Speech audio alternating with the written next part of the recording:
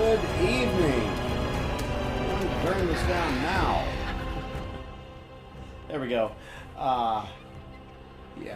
It is Wednesday, September 14th, 2022.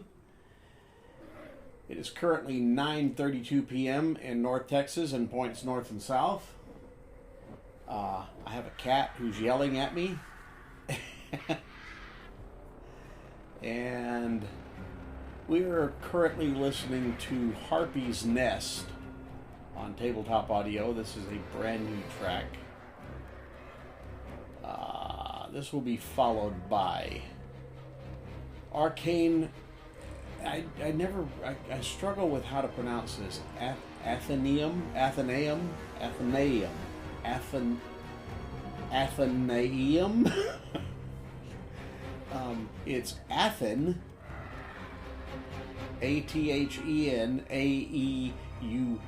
So I'm gonna have to look that up. And then Dragon Rider, Fog of War, Pool of Radiance, Wagon Ride, and Oasis City. All from Tabletop Audio. And let's turn that down a little more. So it's down there-ish. Not quite taking up as much room. Yeah. All right. How you guys doing? It's been a long day. I mowed my mother's lawn today, and I had to fix a mistake that I made yesterday. And that mistake was bigger than I indicated last night, because I didn't know last night what else I had done. I was supposed to make a chicken pie yesterday, and that did not pan out very well. So I got most of the vegetables sauteed and ready to go. But I didn't have any jalapenos. And I had some carrots, but previously I bought carrots, and then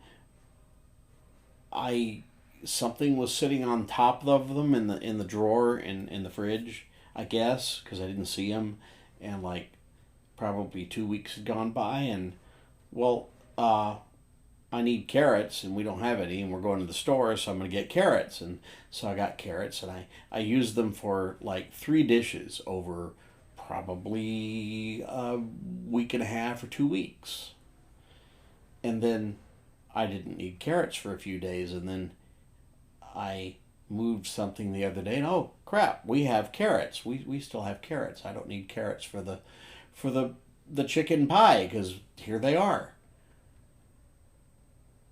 Thinking that, well, we had them before, I guess, and I wasn't really analyzing my thoughts, but I got new carrots, and I probably put them in here, and then got the old carrots and used them, and now here's the new carrots. No. These carrots were well over a month old, and they were slimy. Glad the package wasn't opened, because that was nasty. So they went away. And I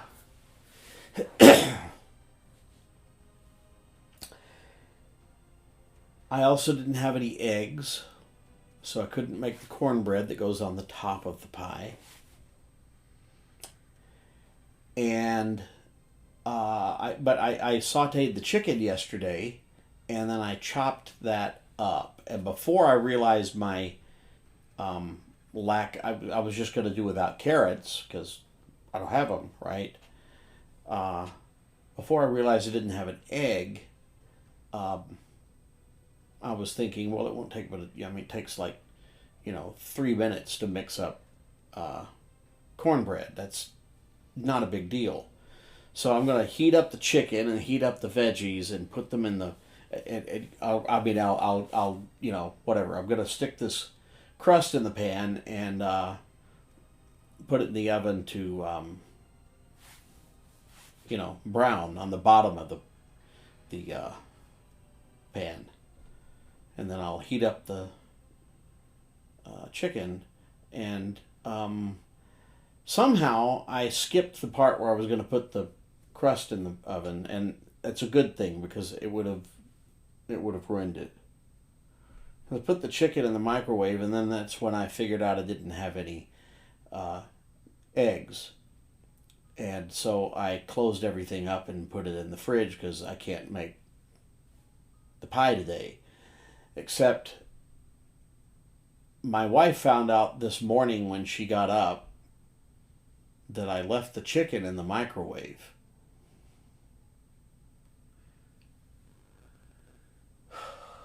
So I fucked that up too.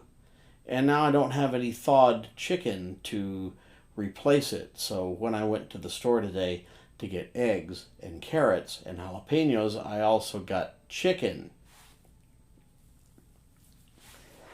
And I had to cook all of that when I got home. So, and it's fine. The pie is fine, and it turned out great.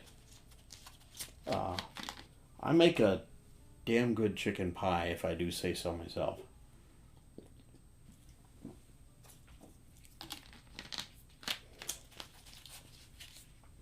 I have also done the same thing with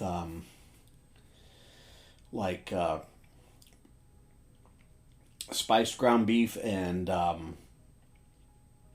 onions and jalapenos and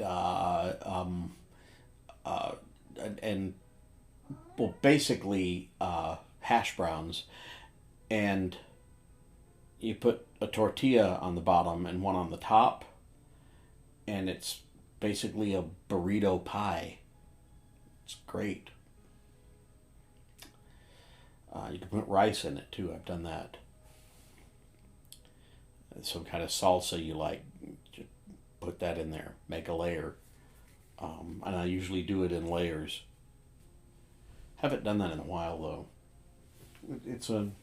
It's a good hearty meal, and it will. I mean, if there's only 2 or 3 of you, it'll last a couple days or 3 days. So, yeah. But you need a big skillet, a deep one, cast iron.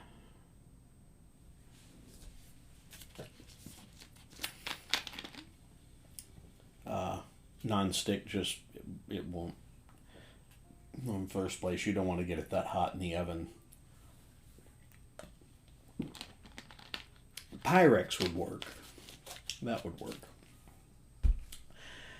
Anyway, but probably round, because the tortillas are round and the pie crust is round if you're doing a chicken pie. So round is probably best. Anyway, that's my last 36 hours. So last night we had quite a conversation about some game systems and ways of handling different things and running horror games versus standard fantasy stuff. And I mean, I basically only run horror games.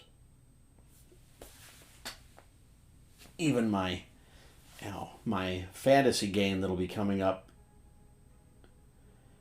sometime after the first of the year will be. It will have many horror elements in it. I expect to freak out my players on at least 3 or 4 occasions. I mean, that seems about right, given that we're gonna play 4 or 5 adventures in this campaign, maybe 6. We'll see. And realistically, that's probably going to be next summer, but we'll see. But yeah, Metal Gods, primarily horror. Blackjacks is a monster hunt game, so horror. And I mean, their last antagonist in Blackjack's was basically a okay, this will sound a little weird, but she's like a 21-year-old serial killer who's been at work for 22 years. Yep, that tracks. The details make it clear, but I'm not going to get into that right now. But yeah, she was something else. And then one of my players shot her in the back in front of witnesses, and now they're dealing with the fallout from that. So, and I expect to scare the pants off of them Saturday. That's going to be so much fun.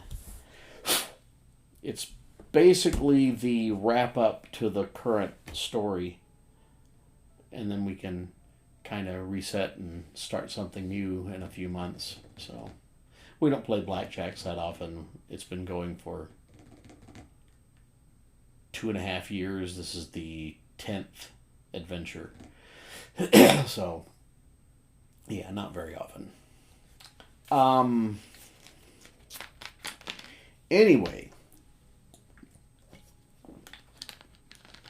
and then the other thing I'm going to be running very soon is Octone Cthulhu, which is, Cthulhu in World War II with Nazis. And I can't really imagine anything more horrifying than that, so... Anyway, let's see what we got going here.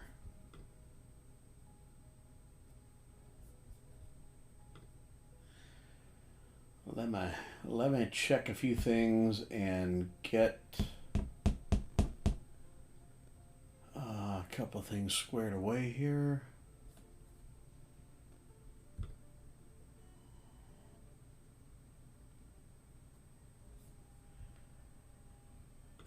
Okay.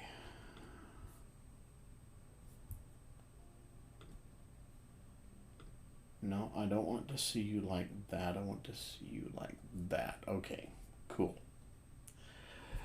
Good.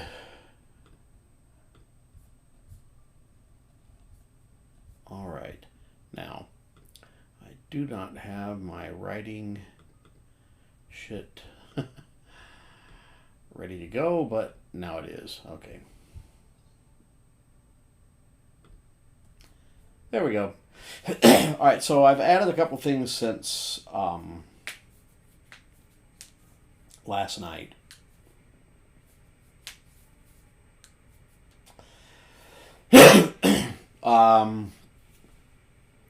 So my standard operating procedure is to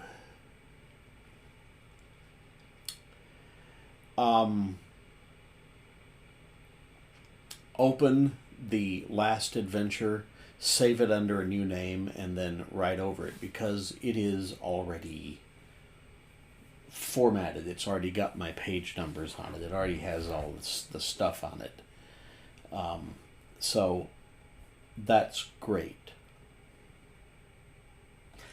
That means that here on this page, only the stuff above that point where it says start here is new. So you can tell that I've basically done nothing except I drew cards the other day, or yesterday afternoon, and came up with all of this. And the rest of this I have to write. However, I have added 2 maps. This is basically so my players will know where the hell in the world they're going. There's also this map, which is, occupied Europe during the Second World War.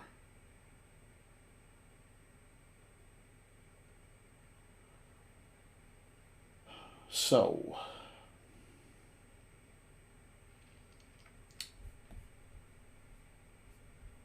let's see. And this is where they're going.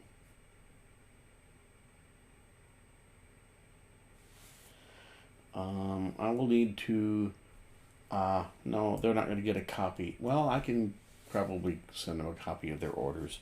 Yeah, anyway, this is where they're headed. This is a castle on the Rhine, kind of southeast of Bonn, if you've ever been to Germany. It's Westphalia-ish. So, anyway. And that needs to come out because that does not apply to this adventure. So, none of that is relevant.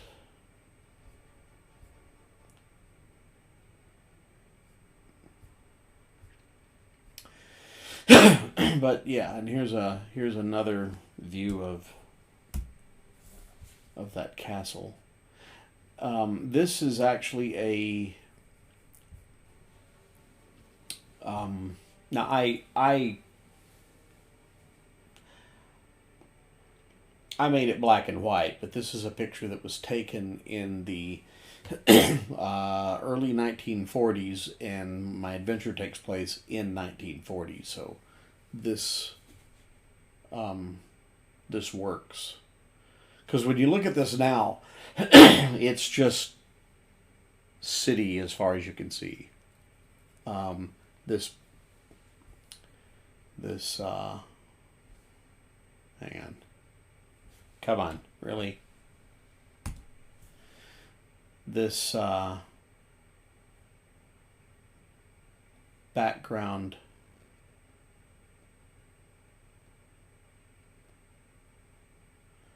well, now that I'm saying this, I'm seeing the buildings in this too, and this was supposed to be from the 1940s. So obviously this is not current, but it's also not it's also not 80 years old. So, but that's okay, because I don't think they really show up in this at that scale. Not so as anybody'd notice. I'm not going to worry about it. This was supposed to be a period photograph. They lied. Anyway.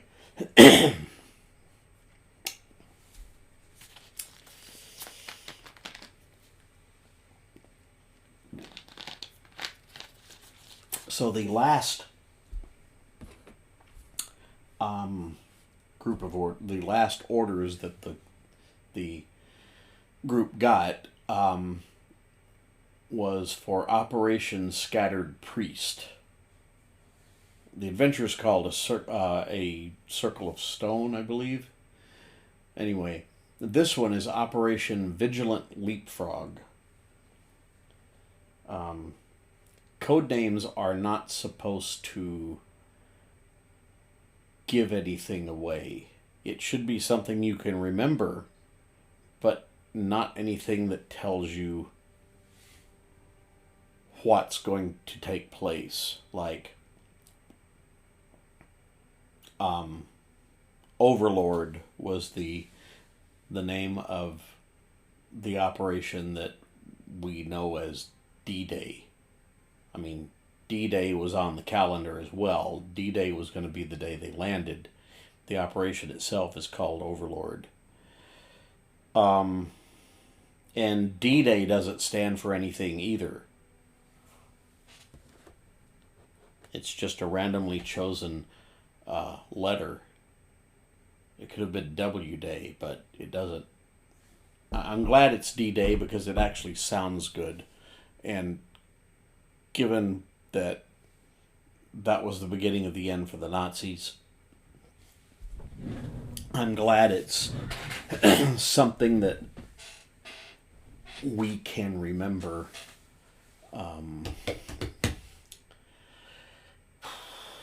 I was going to say fondly, but that's not proper use of that word.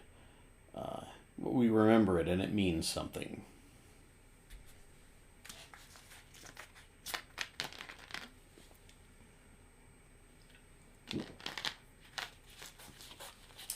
But the name of this adventure is Drachenberg, and this castle is Schloss Drachenberg.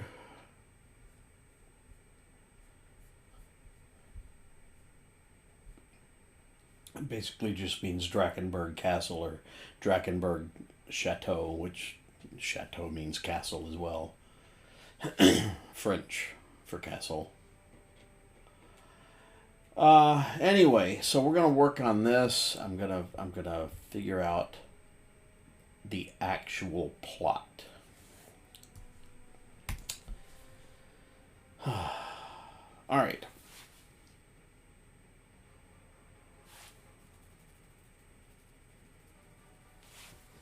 Oh, yeah. Also,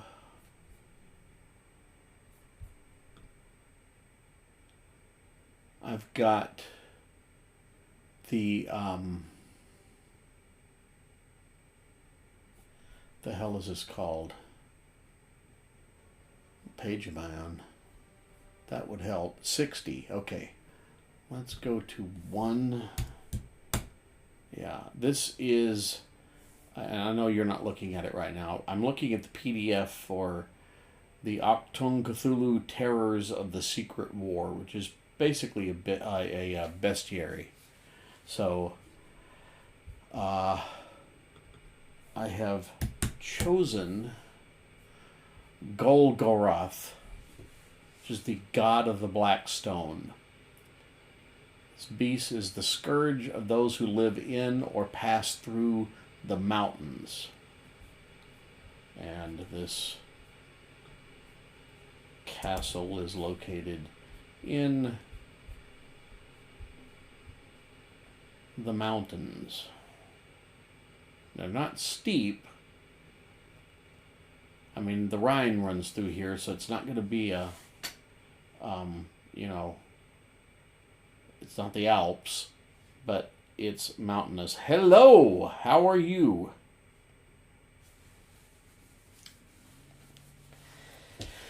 Good to see you again.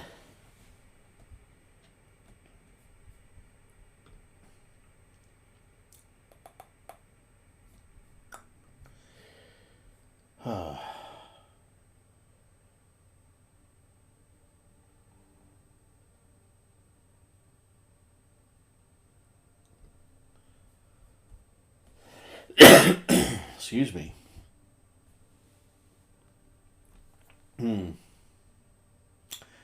It's good. I've had an interesting day. I finally got my chicken pie cooked, so that was excellent. But yeah, we've had I mowed my mother's lawn today, and luckily it was 92 degrees outside, but it was only about 40% humidity, so I didn't sweat like a pig. Because last week it was only in the middle 80s, but it was about 95% humidity, and I couldn't get cooled off after I mowed. That was a real pain in the ass.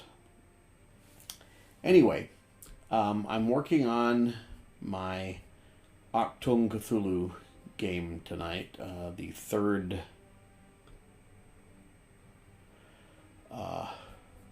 adventure, and the big bad in this, well, not really. The big bad's kind of the Nazis. at least right now. Once they call down something that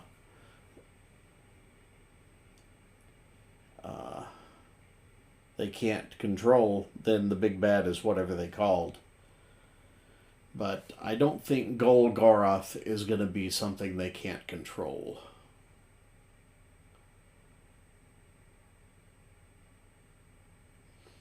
Golgoroth inspires unnatural, abject terror in his opponents and can change its size. Okay, it was his and now it's its. That's just bad editing. Can change its size at will. A smaller monster, however, is just as damaging and dangerous as any larger version. This shape-shifting ability likely allows Golgoroth to travel adroitly through even the smallest passages. Oh, see, they won't be able to get away from it. That's clever. An interrogation of one of its cultists revealed that Golgoroth is susceptible to simple salt. Yeah, our mountain platoons are therefore issued one shotgun with rock salt rounds as a countermeasure. Salt mines, as found scattered across Central Europe, may also provide protection from an attack or discourage Golgoroth from following any retreat. The thing has an active cult in many mountainous regions. Hello. When trying to stamp out its followers and sites of worship, be careful. There have been cases where this glutted Batrachian that's a tongue twister, entity has slipped through windows or doors in order to hunt down those who have desecrated its temples or stolen items it holds dear.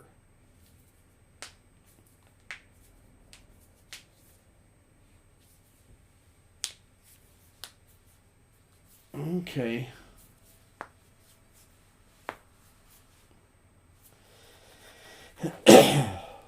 Alright, so we're going to have an artifact stored in this castle, and my players, the player characters need to get there before the Nazis do to get this thing. And this artifact will be stored in a box full of salt, which has been there for decades. So it's basically a big square rock. They're going to have to the players won't know what it is they're after until they break it open, I guess. You know, if they break it open. But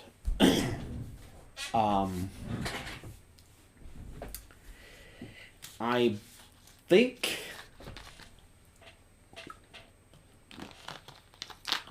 I'm going to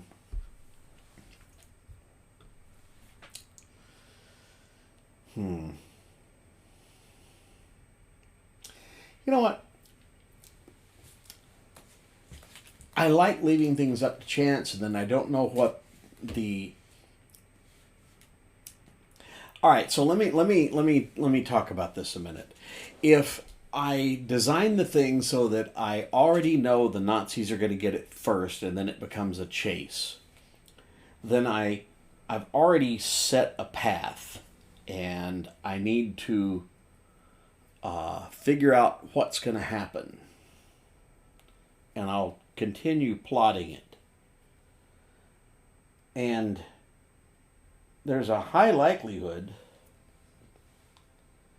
I mean, you know, certainly better than zero, that something the players do is going to change all of that.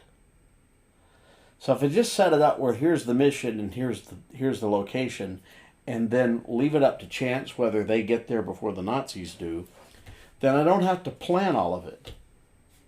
Because I can react on the fly. I do it all the time, even when I've already planned something, because my players will change every fucking thing I've thought was going to happen, and I'm going by the seat of my pants anyway. So why not just start out with the notion that that's probably going to happen, and we'll, go from there. So they've got to get there before the Nazis. The Nazis may or may not, I haven't decided that, but may or may not know that, they have to hurry because Section M is after this thing.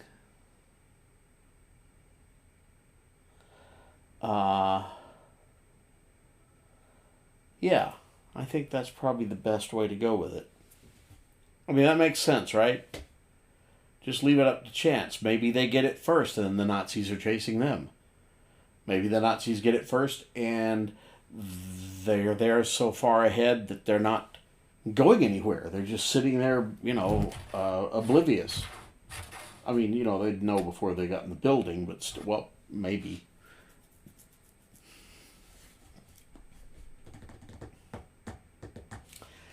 Need a way to judge how fast.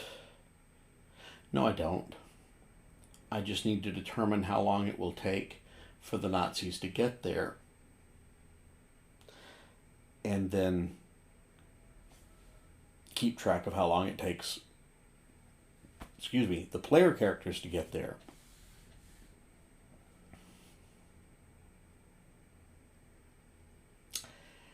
And then if the player characters, get their asses moving, then they'll get there first, and if they don't, they'll get there second. Yeah, that works. That works. I like that. I like that a lot. Let me get a look at something here.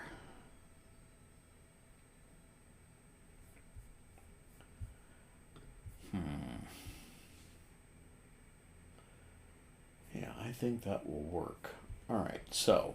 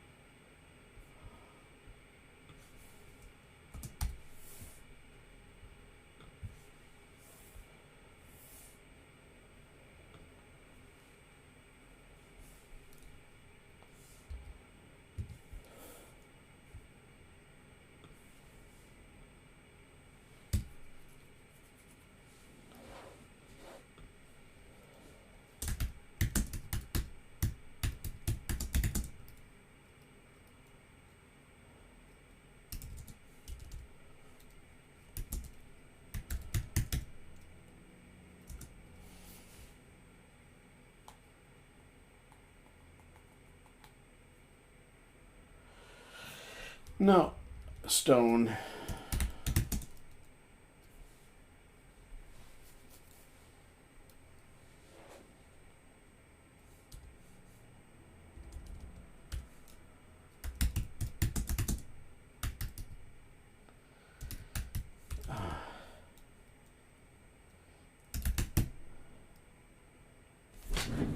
Whoa, that itches.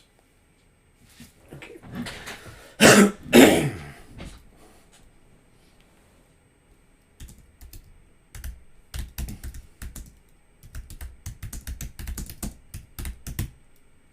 stone.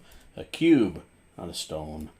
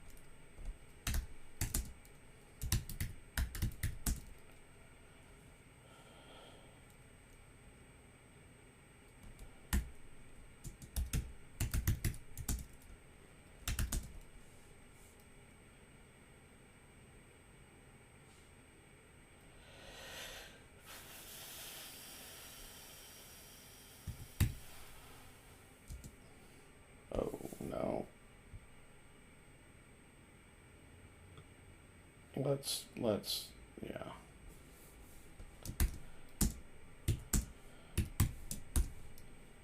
Oops.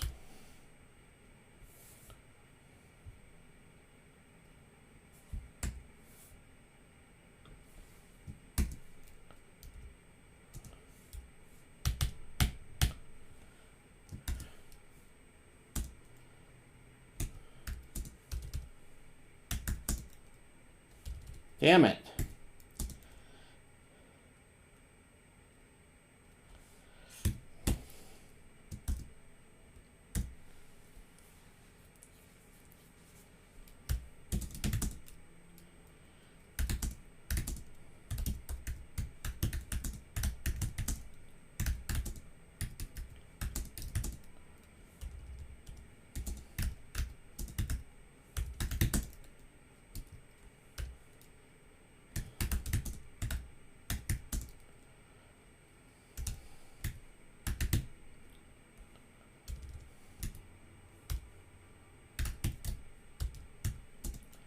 That is not right.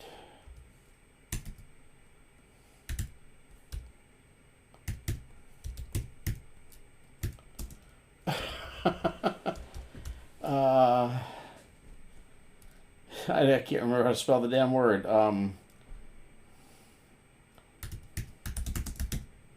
Concealed. Let's go with concealed.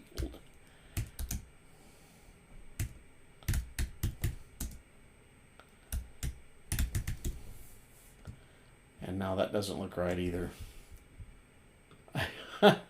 Having trouble with spelling tonight. I apologize. Yeah, it's E-A. Yeah, of course it is.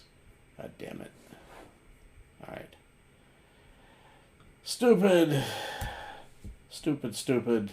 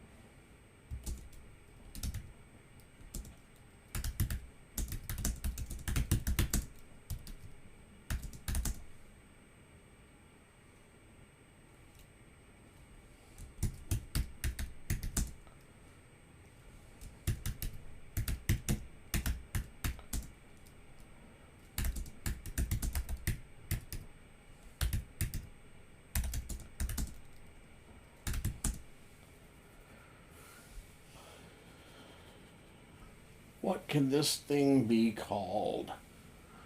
What's a good name for an artifact that summons a god? Well, not really a god, but, you know.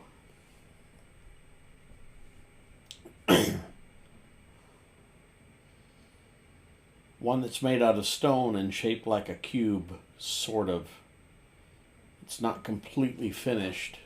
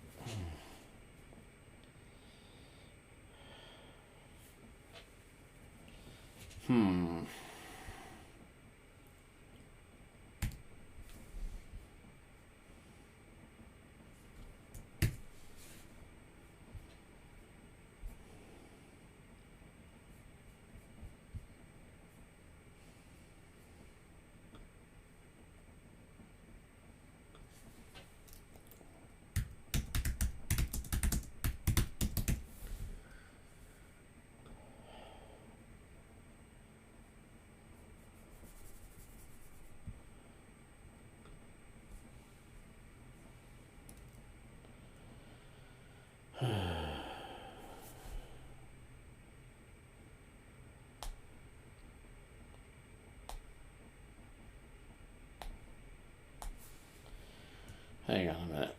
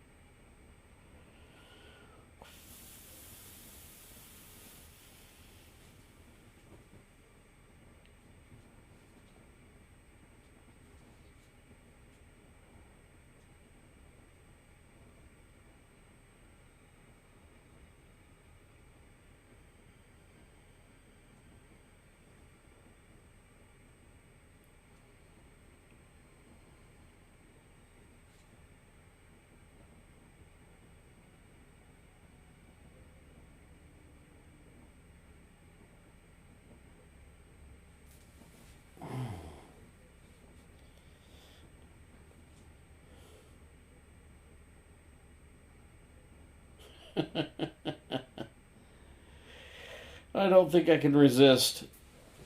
I don't think I can resist. Just a moment.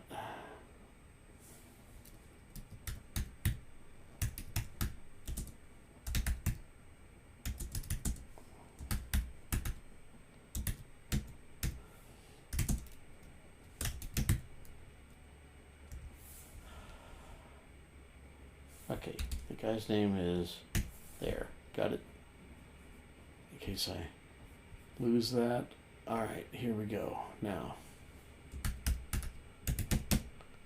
Hitmans Bane.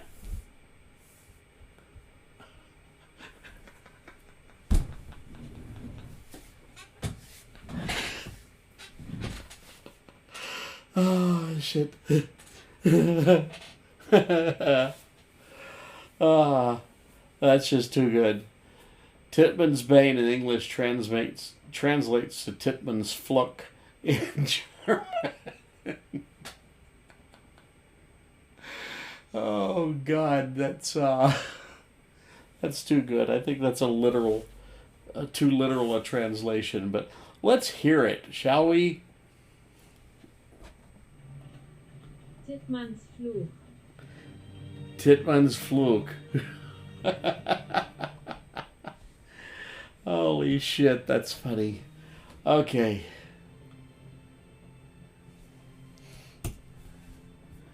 Yeah, I can't help but do that, yes.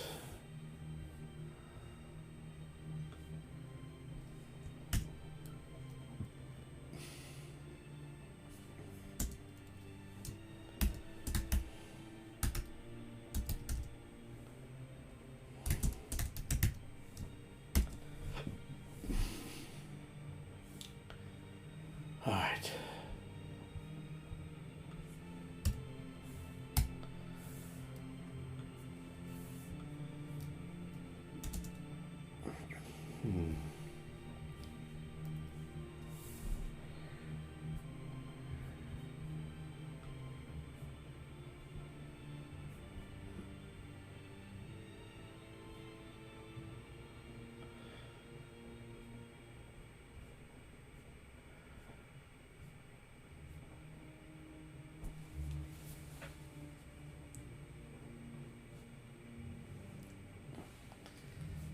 Okay.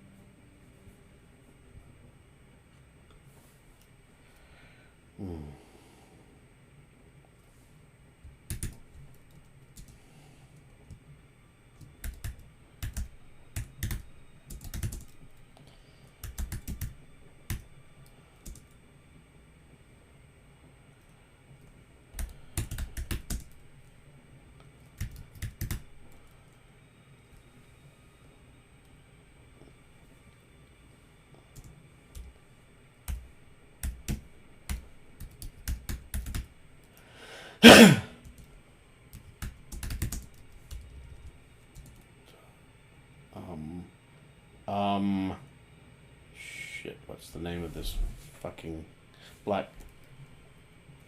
There we go. Black Sun.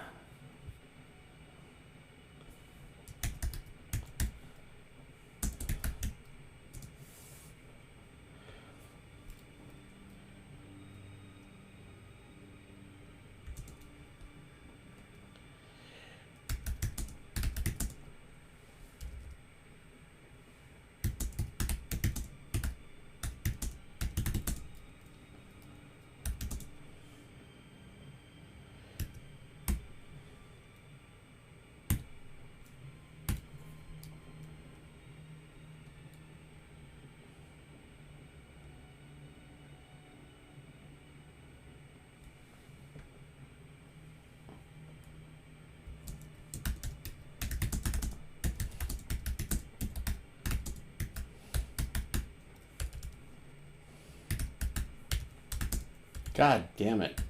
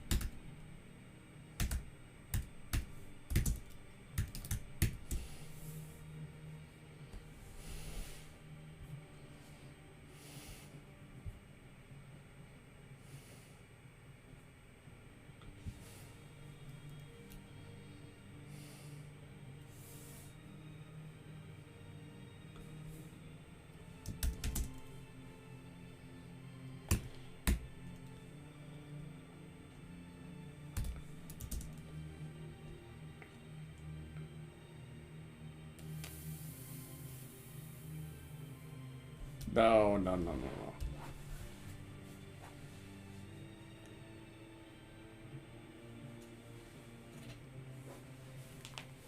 I'm skipping something and I don't like that. Let's make it 1933.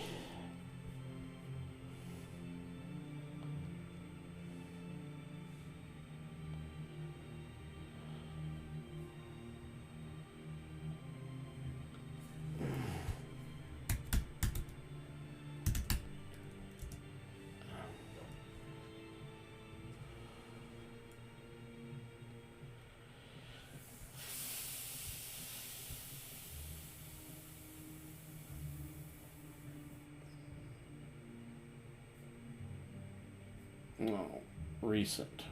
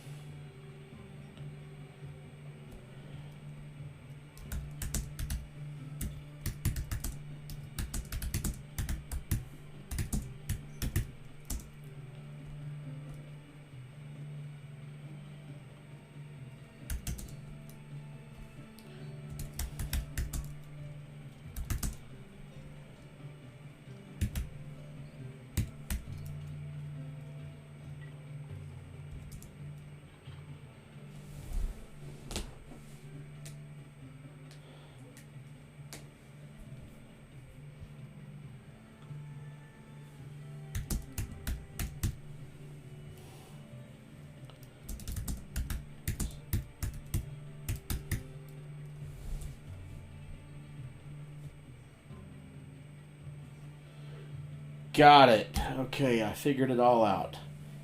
There we go.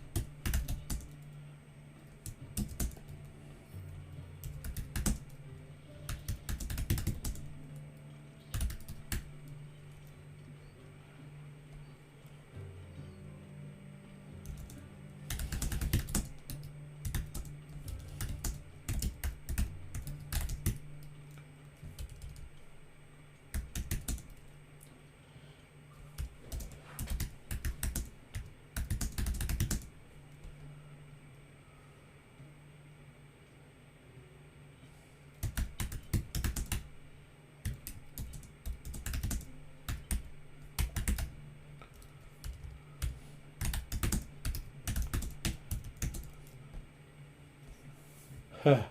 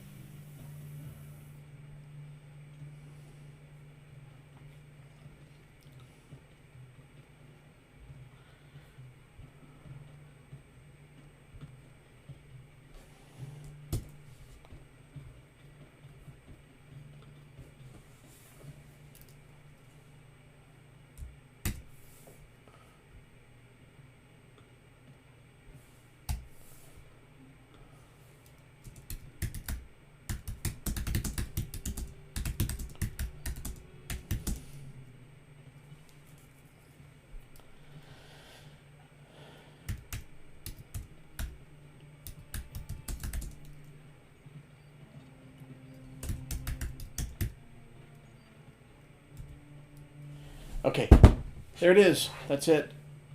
Okay,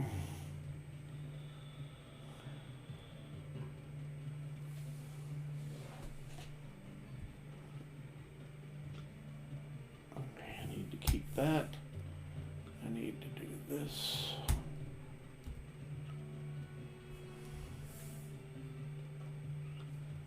I need to do that.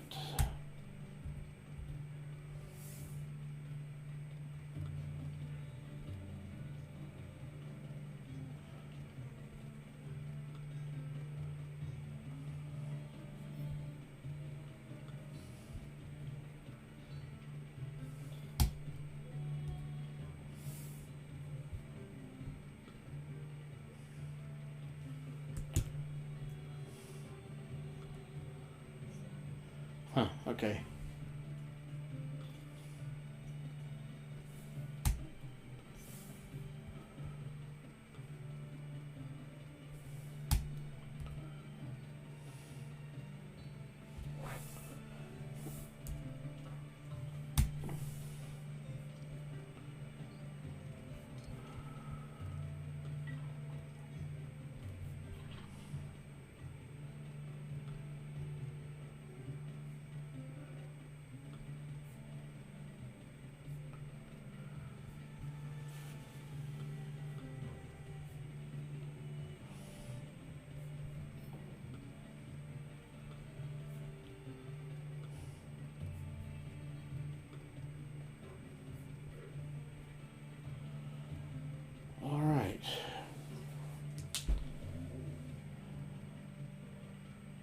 Well, that maps out the whole adventure for me.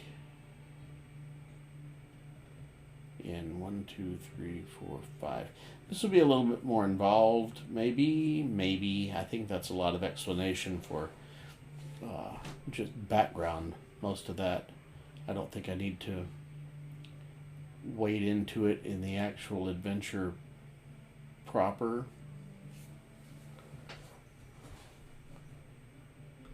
I think it works fine.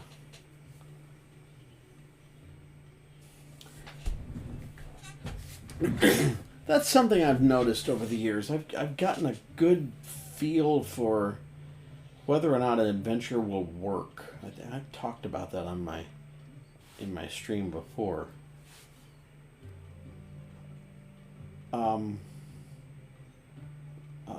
Blythe Wolf, if you're there, am I saying your name right? There's also that, but if you're there, is that something that comes easy for? Because I don't know if that's just me, or if everybody who's been doing this long. Well, no, I know that everybody doesn't, because I know that a couple of my friends who've been running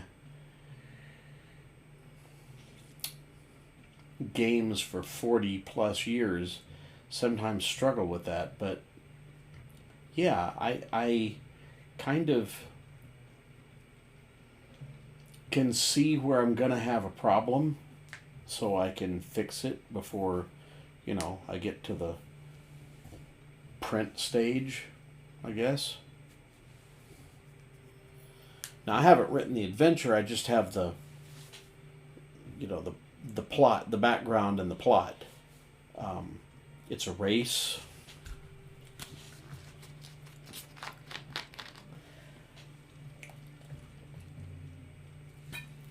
I think a problem a lot of people run into in adventure design is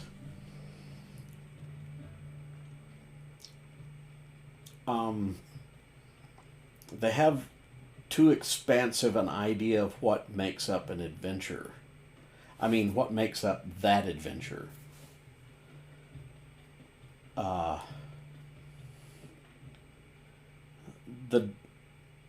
The dungeon's too big for the story. The whatever. I don't know.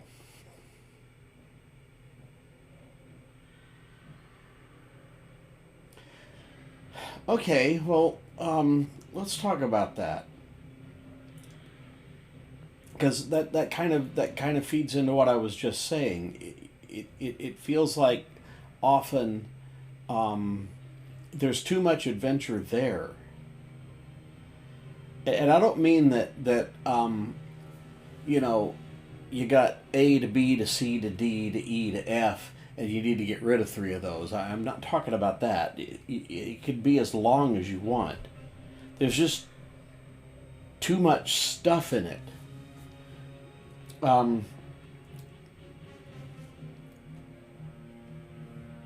I designed a heist one time. Players had to get into a place and steal something and get out. The objective wasn't to fight, although there did end up being some combat, but the objective was stealing the thing and getting out with it before you get caught. Because if you get caught, it's going to be very, very bad. And so I designed this thing, and then this building,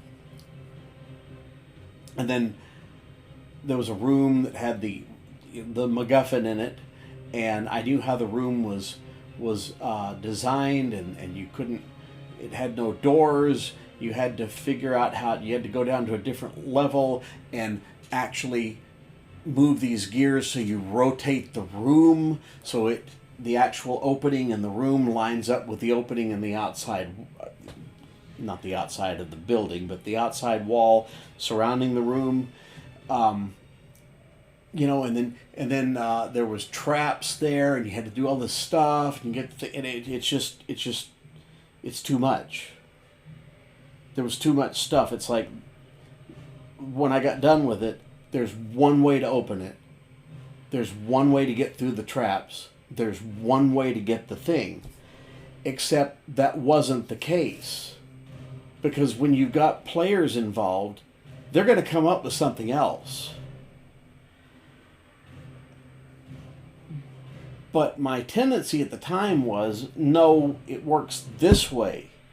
Now, this was 35 years ago. So I thought I knew everything, you know, after running games for 5-6 years. And clearly I did not. Because I made them figure out what was in my head, what was on the page. And it was boring as hell. It was horrible. So when you design a heist, you find your location, you figure out how it's secured, you figure out what all the security measures are, and that's it. You don't have to figure out how the player characters are going to defeat what you've done and get the MacGuffin, or get the money, or get the gold, or whatever it is. Okay? You just need to build the thing, and they will come. And on a larger scale, that's true of any dungeon or any adventure. Build the location. Give the NPCs motives. Know where they are and know where they're going to move to if enough time passes by. And then let the players do what they're going to do. Ultimately, you can control the plot on a large scale, but you never can control the plot on the micro scale, on the scale down where the players are, that granular part of it, because they're going to do it, even if you're trying for them not to do it. If you're railroading them, then they're going to control it by their characters bitching and moaning about everything and trying to break everything. So, you know, you don't need to worry about putting stuff down on paper or, you know, in a file, as long as it makes sense. Sometimes you don't even need an actual story, because the story is the setup and then what the players do. You might have some conditions that kick in. You know, if they take the thing, this guy's gonna get on a horse and flee, and maybe there's nothing they can do to stop that, and that's good, because then the next time they meet him, he's pissed off and he's got reinforcements, and now his boss knows about it. You know, and then he leaves before the battle's finished the next time, and instead of waiting for them to find him and come get him the third time, he ambushes them somewhere, and he's really loaded up with power this time, and he's an actual fight.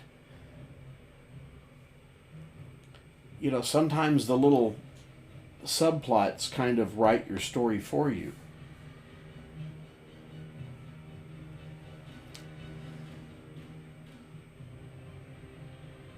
I feel like anything that you can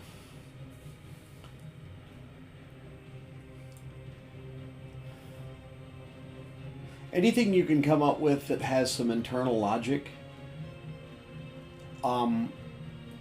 doesn't even necessarily have to make complete sense to your players if you know that you can make it fit into something larger later.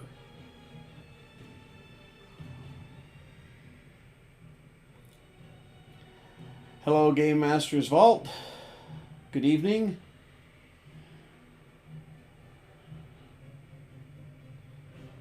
Okay. branching flowcharts works. Look, I mean, if you look at the way most television shows are plotted, they're writing sticky notes and putting them on a board and drawing lines between them. And once they've got the plot, I mean, sitting down and actually writing the actual script, that's kind of the easy part. Aspie.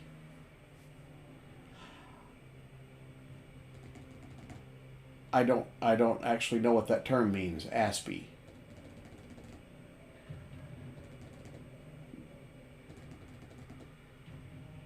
Oh yeah. Your plan will never survive first contact with your players.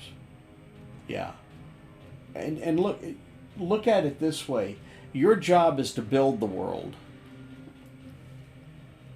The player's job is to break it. That's what they do. So, yeah, autistic person. Oh, okay. Asperger's. Sorry, got it. I've never heard that term.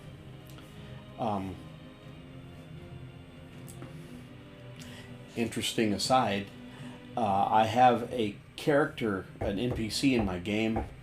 It's been there since the very first adventure, so 5.5 years ago. And for a couple of years, I was giving him these interesting lines, and he would sometimes say things that make people just like stop and look at him, and he had all of these really interesting little things to say, and questions that didn't seem to make much sense until sometimes later they go, wait a minute, was he asking this because of...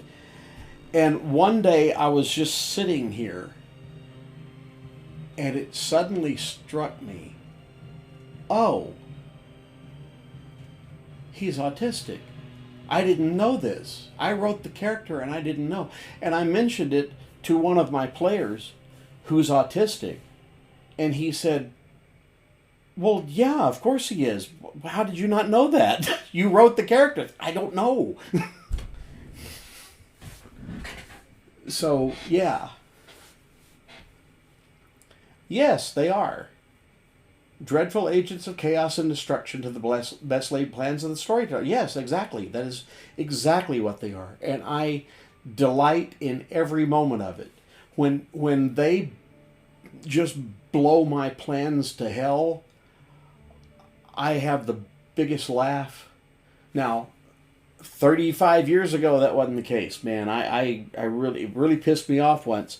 I designed this whole place, my D&D game. So the characters had to get into this castle and steal this thing from the monarch, not monarch, the duke who was living there. And it was gonna be a fucking fight. I mean, they were just gonna wade through this shit. And when they got there, my friend Herman said, oh, well, just looking at the outside of this place, probably where we need to go is over there. Okay. You know, with the front doors, I don't care about the front door. We're going to make our own door. We're going to make a magic door in the back. Wait, what? Yeah, we can just, make our own door. And they went to the back of the building and made a door and went in and got the thing and left. And that was the end of the adventure.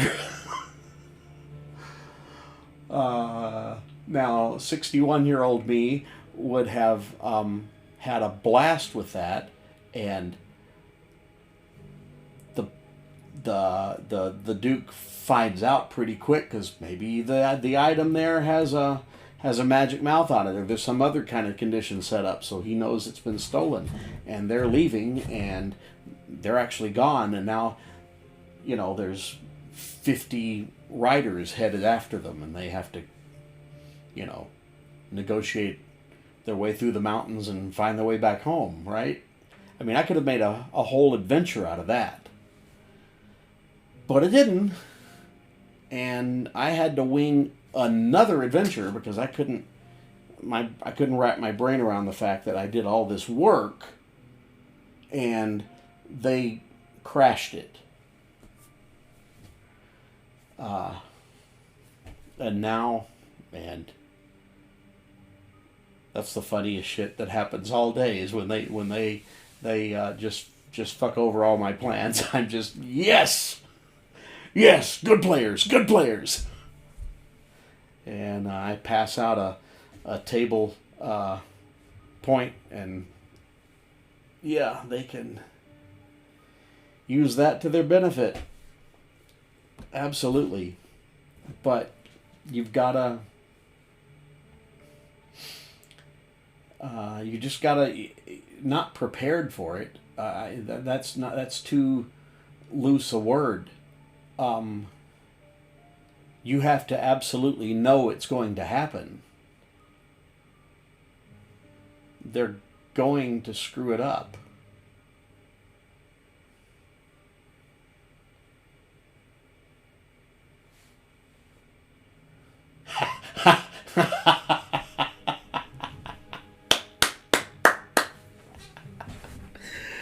Excellent.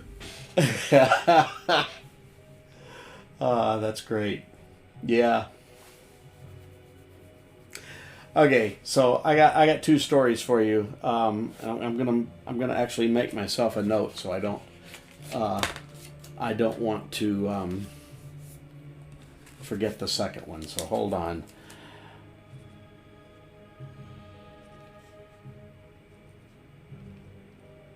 So there was a group of players I knew in California when I lived out there in the 80s. And they were not particularly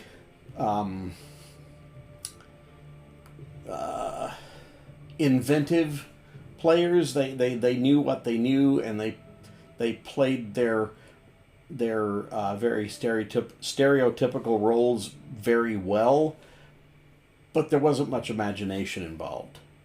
Oh, treasure, let's go kill the thing that has it and take it home. Hey, look, we got treasure. Let's buy things. And that was pretty much it. And the level of this campaign was just insane. And I'd played with them a couple times and was kind of just, I don't know about these guys, but they called and invited me to come over this like Saturday afternoon, and we're going to play for 5 or 6 hours. And hey, you said you had a buddy who might want to come, bring him along. So I called up my friend Todd, and we drove on over, and he's got his character from my game, and I have my character, who I'm still playing now as a legacy character in the original campaign it's from. But we get there and we find out, we're going to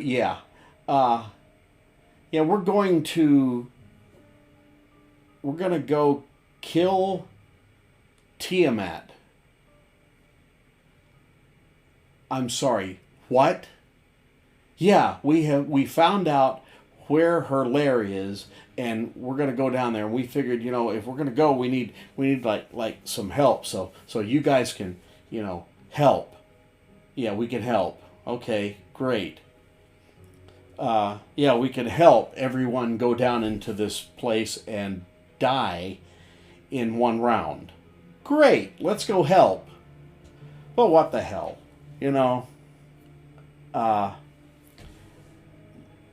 I had a way to teleport.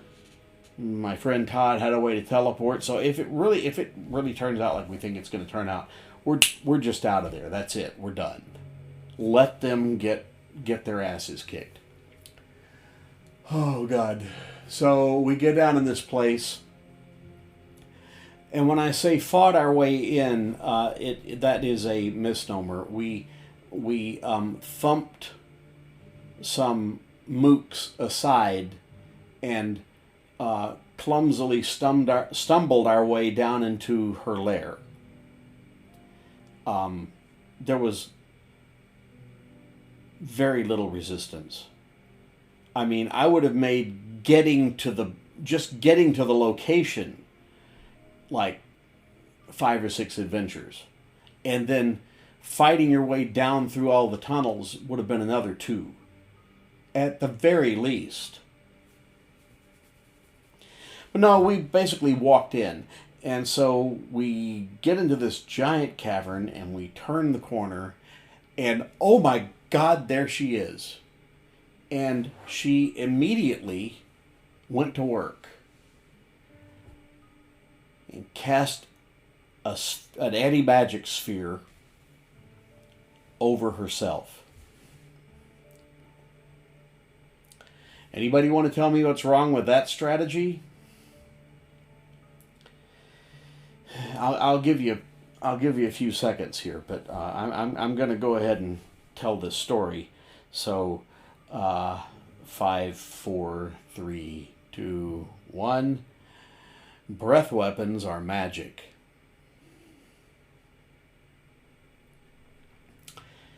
So an anti-magic sphere stopped her from using all 5 of her breath weapons. And she could use all of them in one turn, one round.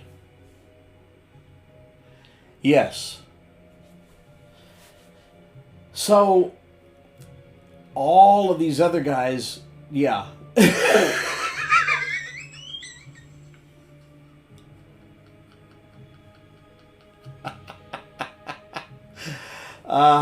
Buddy, if I could give you a story point for that right now, I would. Holy shit, that's funny. But here, I can do this. There you go. Have a pickle. So,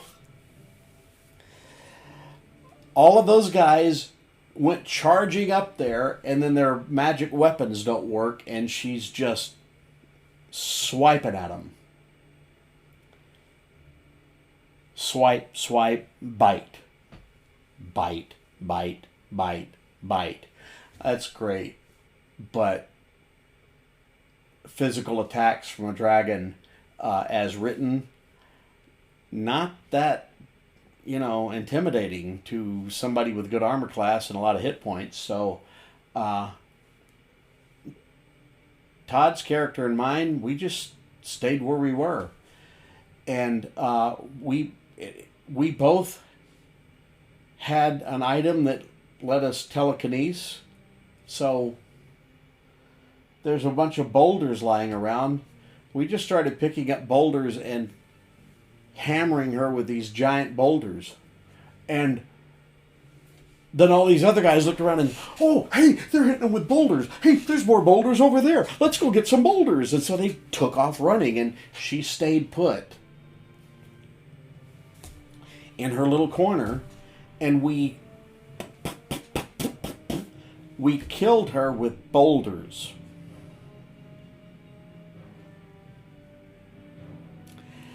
And then the treasure was just outrageous. There was a ruby there the size of a Volkswagen, which my character managed to get hold of. And when I came back home to Texas, and I went to my DM and I said, look, here's all of this shit that my character got. All of it. See all of that list? Yep. That's ridiculous. Yep, it is. That's enough to buy, a planet. So, all of it's gone. Don't want it. It's history. I don't even want a copy of it. I'm erasing it. Okay? Except for this. It's a ruby the size of a Volkswagen. He said, that's ridiculous. I said, yeah, but here's the thing. I just want to find the best gem cutter in your campaign. I'll go on a quest and look for him if I have to. and I'm going to give him this thing, and I want him to carve it into a throne, and every piece that he takes out of it, he can keep as payment. He will be the richest man on the continent. And he agreed to that. So to this day, my character has a ruby throne. And I said, I will never sell it. I will never use it. I will never trade it. I will never use it as barter. I'm not, nothing. It's just going to sit there and look pretty. That's all I want from it. Okay, cool. Great. Let me back up here. You like pickles. Excellent. I had something similar as lore in my last campaign. There were these ice elves that created anti-magic fields around their ziggurats to keep dragons at bay for centuries until the dragons figured out, hey, we're really big, powerful lizards. Why don't we just eat them? We don't need no stinking magic. Yeah. First edition stats for Tiamat. Intelligence level genius. Yes. Well, when you got intelligence level junior high hall monitor running the game, that's about as genius as he could come up with. Alright, so here's the last time I played with the guys. We went into these caves and we were going to steal all of these gems from some Modrons. I do not know that. We were going to steal a bunch of gems from the not dwarves, gnomes.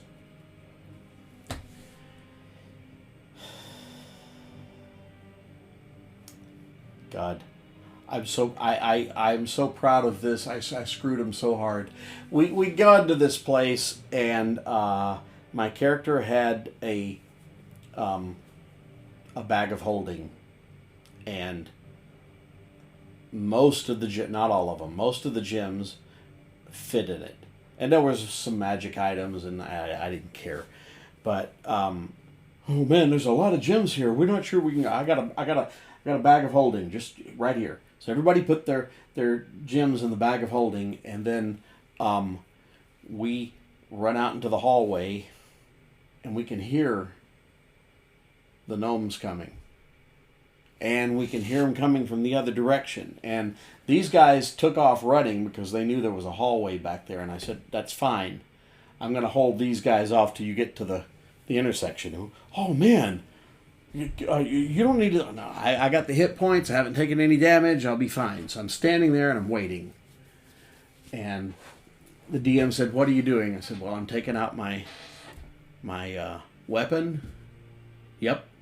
Put the bag on my belt. Yep. Secondary weapon in this hand. Yep. Checking behind me. Yeah, you can hear them. Yeah, checking up front. You can see them just rounding the corner. All right, I'm in a battle stance. Yep. Teleporting home. And I never gave them the gems.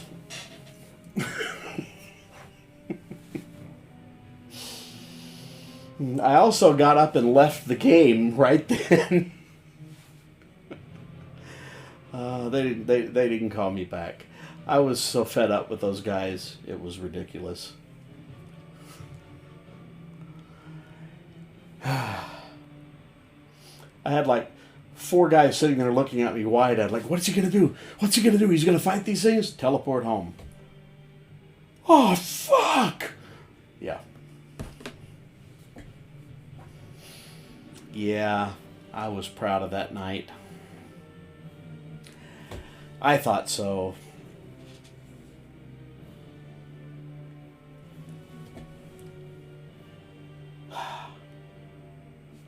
I mean, I didn't really screw them with the Tiamat thing. I just took my share of the treasure and walked out. But, Todd and I were just laughing at him the whole time. But I had enough. So I did not play with them again. The DM did kind of design his own game, which was it was okay. I mean, basically, it was a very minor hack of D&D, but I'm trying to remember. I think he used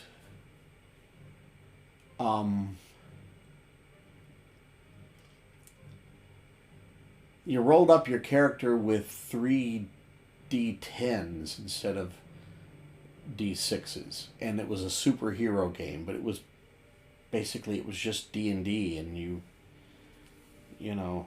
kind of just took some of the D&D spells, and that was one of the spells was a power your character could have. And we did have a hell of a lot of fun that night, because it was basically just a romp. Even though I was sitting next to a guy who snorted about 6 lines of coke during the evening and was drinking, I can't even remember this nasty whiskey he had. That was the only time I met that guy. He had ridden his motorcycle up from San Diego to the Bay Area that day to play this game and drive back the next day. And so he was really, really tired. So the way he stays awake, coke. He'd driven up he was a Marine. So, yeah. Anyway, I will say this for the superhero game. It was a hell of a lot easier to generate a character in that game than it was in Champions.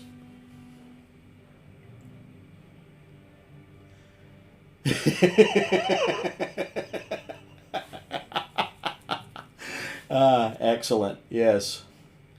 Yeah, I do not know what Modrons is. So, yeah, fill me in.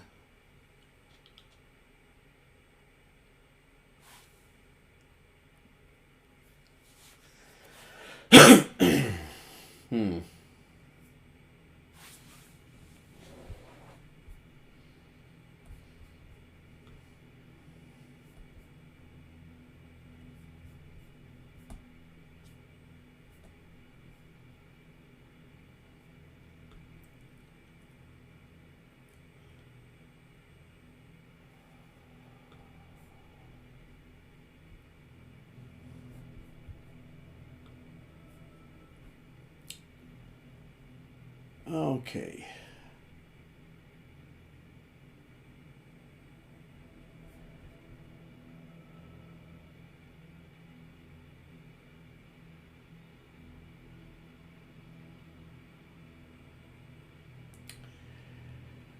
All right.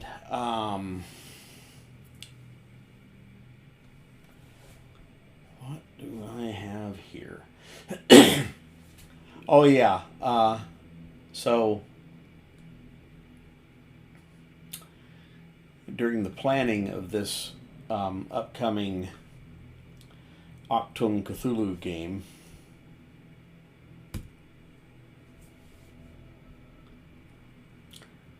oh, wait, what? Hang on. Let me back up here. Modrons are beings of absolute law that adhere to a hive-like hierarchy. They inhabit the plane of... would you pronounce that Mechanus or Mechanus? Probably Mechanus. And tend its eternally revolving gears, their existence a clockwork routine of perfect order. Okay. The name sounds familiar, but I can't tell you if I've ever heard it or not, or just heard something that sounded similar. The description, I do not know. When I tried that one campaign I was invited to and I learned why the players kept trying to break his games, I learned quickly it's because he attempts to steer the plot through control of the information given to players, even if it means gross misinterpretation. Yeah. And look, there's a way to do that right. You know, you can give players rumors and misleading information and outright lies and the actual truth, and they get all of it, and they don't know which is which. And then you just let them figure out what they think is going on and proceed that way. You know, but you have to spread that out over a number of NPCs or, you know, whatever other sources in order to make it work right. If you're just using your knowledge as the DM to feed information to the players via an NPC in order to steer them off course, I would call that outright cheating.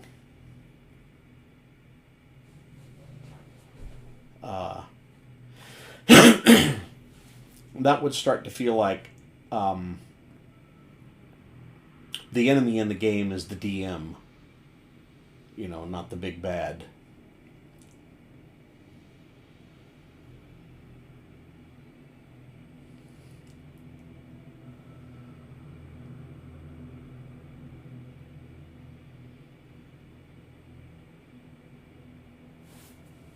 Okay, small patch of mushrooms swaying in the corner. Yep.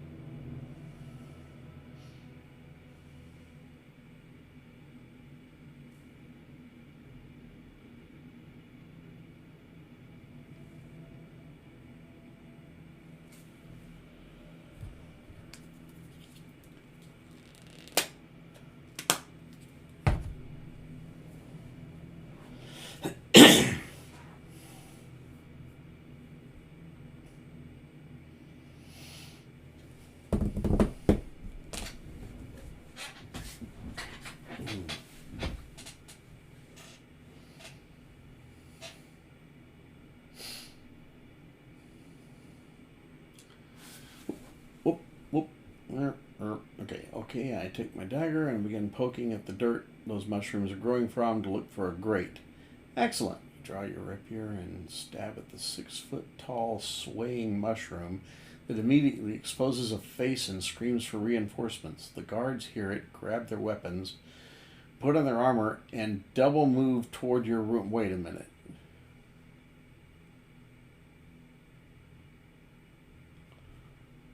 Wait, what?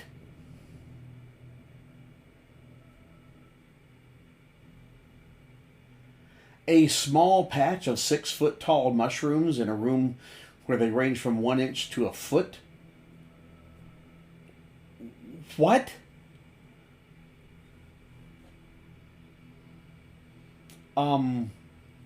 This guy needs a little, not a little, he needs a great big lesson on what storytelling is, first, and second, how these games are supposed to work. Holy shit. Yeah, that's ridiculous. Alright, let's get back here to Game Master's Vault. Tomorrow evening I'm doing a mini session. New player, they want their character to be really into astronomy, map making, lost technology, and soothsaying. That's cool. They'll be playing a gnome sorcerer who's from a small mountain outpost. Is this D&D? I'm assuming. Where his family clan was doing meteorological studies. He went out to take some measurements one day, and a storm blew in. On the edge of hypothermia, a ribbon from the overhead aurora borealis opens into a portal And a Modron comes in. That's a very cool image. I like that. Pathfinder. Yeah, sorry. Yes. Modron has a device that, 1, could reveal secrets of the outer planes, and 2, might be required to enter the wizard's pocket dimension of Kronos. That's cool. It's their knowledge that will be required to stop all the planes from colliding with the material plane. Cool. Yes. Yeah, Pathfinder 1E. Yeah, I remember. I'll remember. It's been a long day. Wow. That's kind of cool. I like that. But yes, gross misrepresentation of information. That's just a lie. Here's what you see.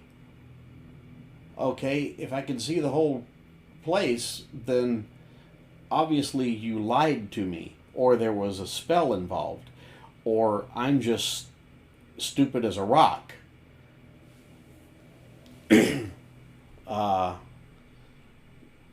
Because, and anyway, how does a 6-foot tall mushroom sway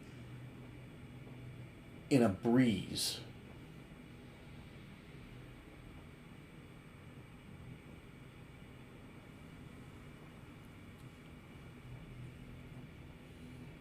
It would have to be a very thin mushroom.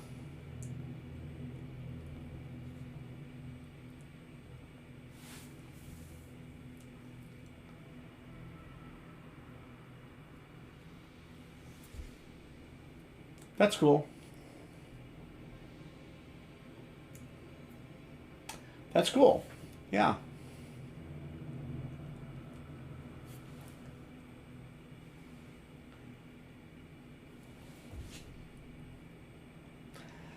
One thing my game never has is minis. I mean, it's World of Darkness. I know that a lot of werewolf people play with minis, but I mean, werewolf is by far the most... The hell was that?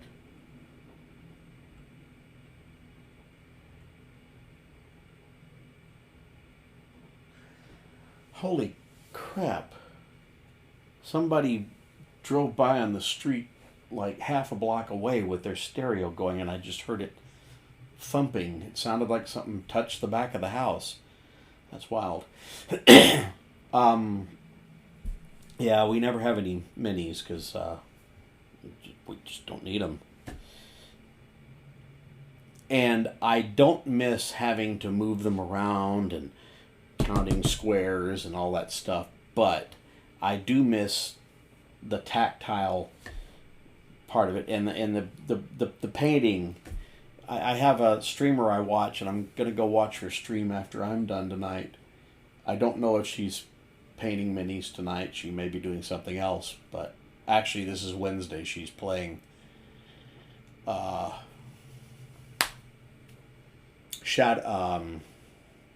not Shadowrun, Cyberpunk tonight. Emma, hello.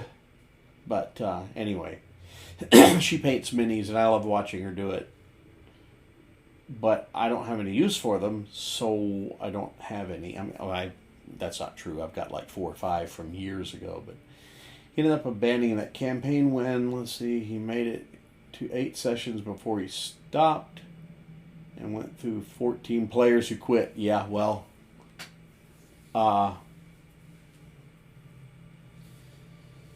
this is a guy I would say could really benefit from sitting in someone else's game, and by someone I mean someone older. I mean, I don't know how old you are or how old this guy is, but someone in their 50s or 60s who's been doing this for years.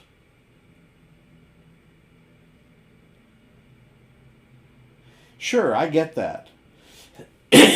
Yeah. I mean, that makes perfect sense. Sometimes I'll put a map down you know, and let them tell me where they are. But oh God, see, then he doesn't need to be running games, because that's not right. Because if it's this bad in his 50s, I mean, I'm 61, so late 50s. This guy's basically my age. He's probably not going to get any better.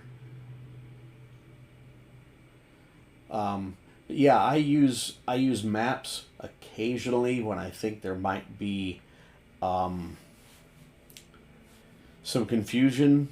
I've noticed sometimes that I will explain something and I'm saying left and right, and somehow, since my players are sitting on both sides of the table, like the people on this side are seeing it one way and the people on this side are seeing a mirror image. Then I don't get that. You're on my left, so over here. You're on my right, so over here. But instead, they're somehow they're flipping it around. I don't get that.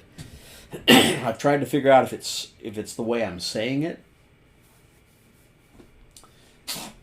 Hey, was that a sneeze? What the hell?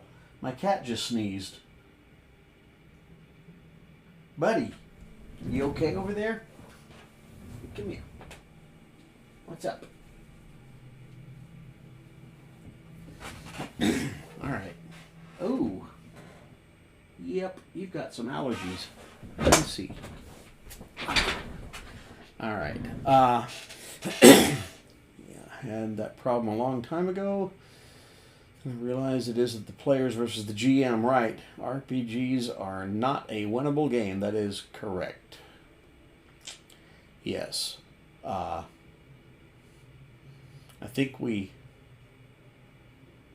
didn't we touch on this last night? You know, if it's the PCs talking about winning, that's one thing. If it's the players talking about winning, that's a completely different issue.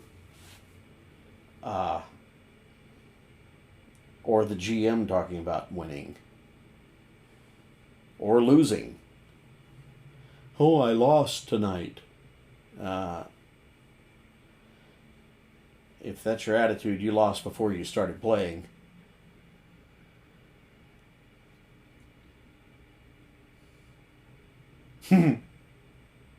That's cool.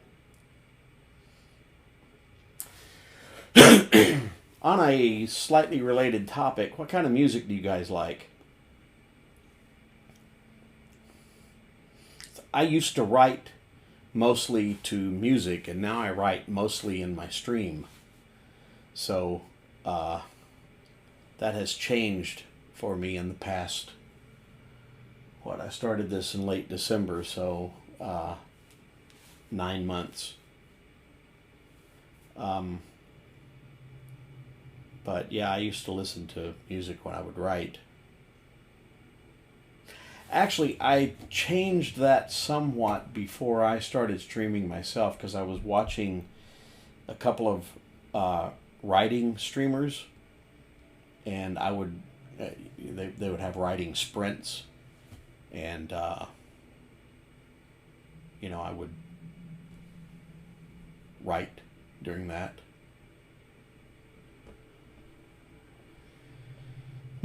Okay.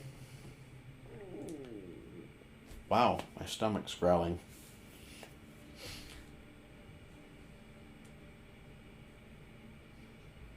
Okay. So I mostly listen to metal. Mostly. But my all-time favorite band is Rush, and that's not really metal. Although there's some things they do that are very metal-like, and they've definitely influenced a bunch of metal bands. But mostly I listen to Arch Enemy, Meshuggah, Nightwish, Epica, Camelot, Once Human, Machine Head.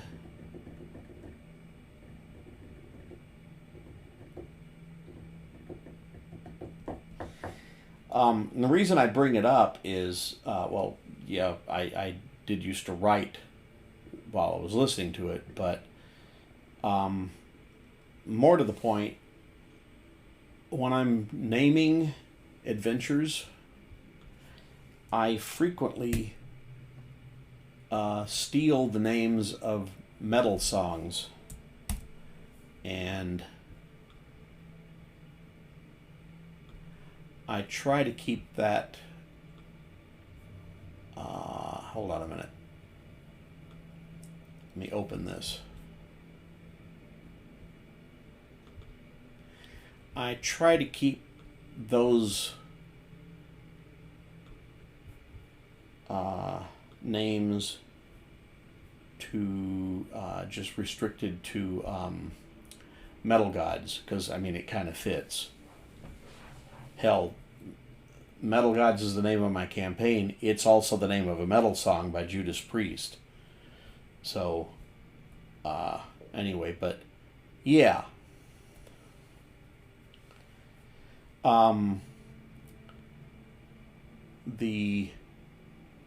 I've written down titles that I think I might could use from metal songs. Titles like The Paradoxical Spiral, The Chaos of Order, The Definition of Insanity, The Rise of the Tyrant, My Apocalypse, Sad Wings of Destiny, Council of Wolves and Snakes, I Am War, Swarm, Stillborn Hope, Machtkampf, which means power struggle. Yeah. Down to Nothing.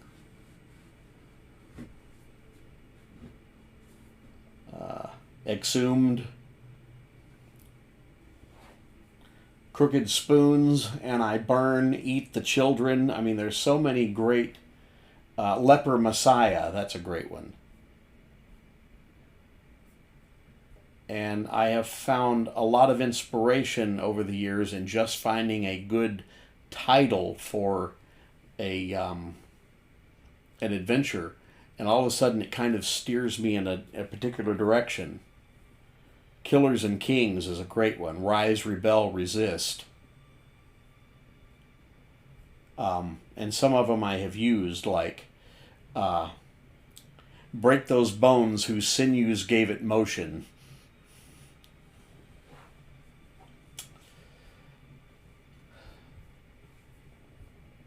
Yeah, I get a lot of mileage out of a good name. Let me back up here. Lots of stuff. Don't care for new country, metal, punk. Lots of things depending on my mood. Classical, rap, hip-hop, oldies, electric, pop, disco, funk, indie, soundtracks. Yeah. When someone's screaming at me instead of metal, I just...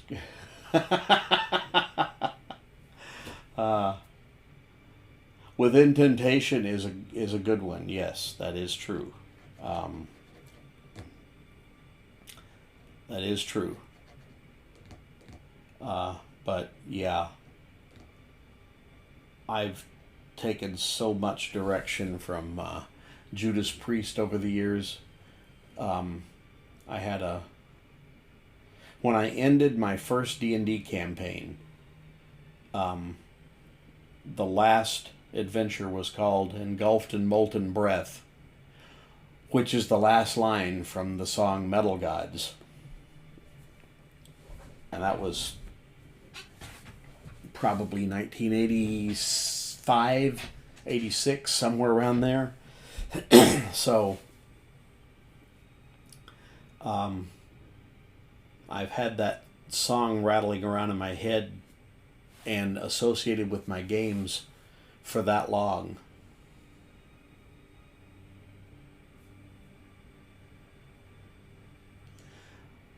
Yeah, okay, I get that. Yeah. And my wife really likes Within Temptation.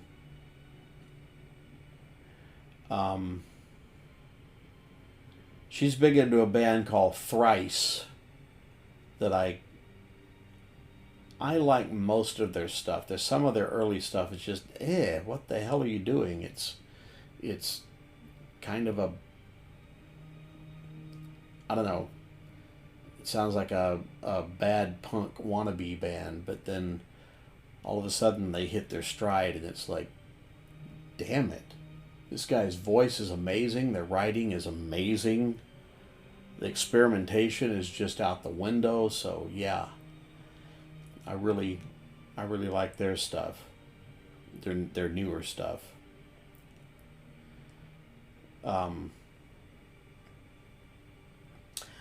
But most of the music I listen to is from bands that are in Europe. Arch Enemy, Nightwish, Meshuggah, Epica, Delane until they went off the rails. There's one original member of Delane left.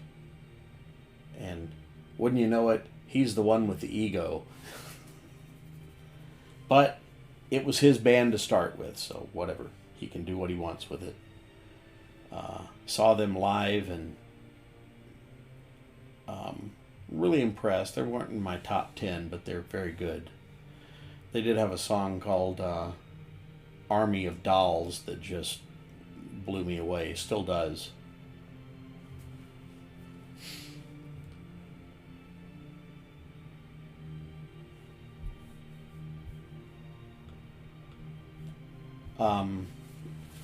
But I also quite like Willie Nelson.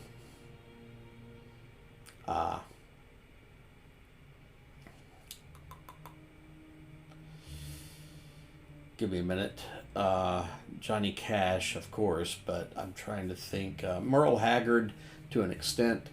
Love his voice. Great musician. Sometimes don't really care for the songs. But very talented.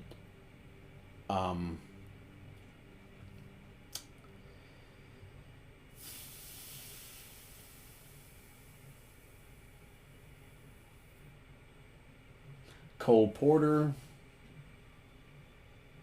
Yeah. Yeah, I agree. And to that point, or the opposite of it, Hank Williams Jr., I don't think I've ever heard him do anything that I like. I don't think I've ever heard him do anything that I could even appreciate as good music, even if I don't care for it personally.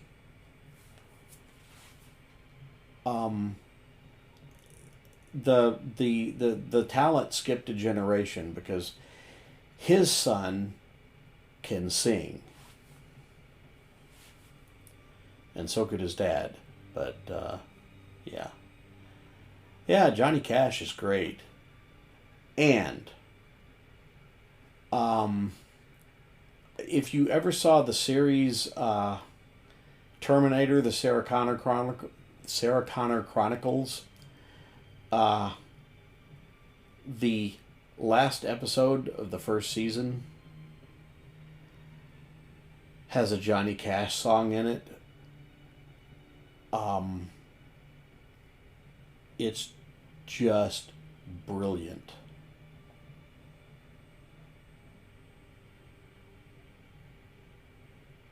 One of the coolest things I've ever seen in a television show. And then the first episode of the second season has a different song in it, sung by one of the cast members, because she's actually the lead singer of Garbage. But Garbage the band, not a band that is Garbage. So, yeah. And it's brilliant, too.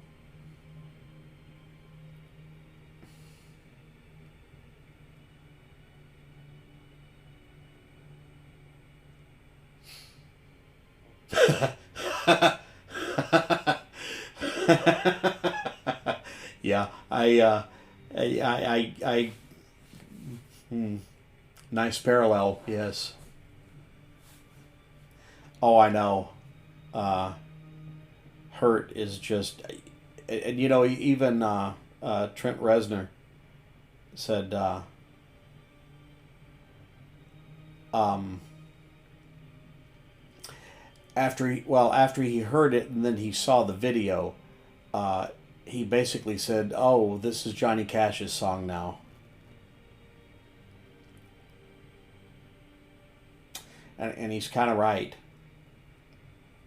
I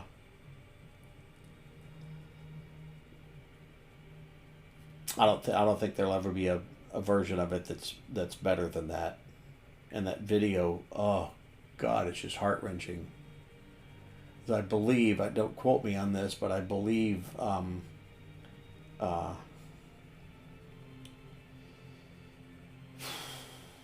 of a bitch. I'm too tired. I can't think of his wife's name, but I believe, because she's in the video, but I think she actually passed away before the video was released. June Carter Cash. Yeah.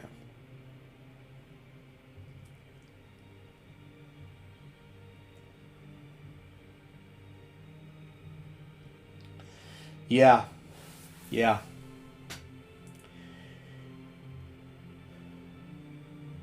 Yeah, you can't. You know, I'll tell you another one that I found to be just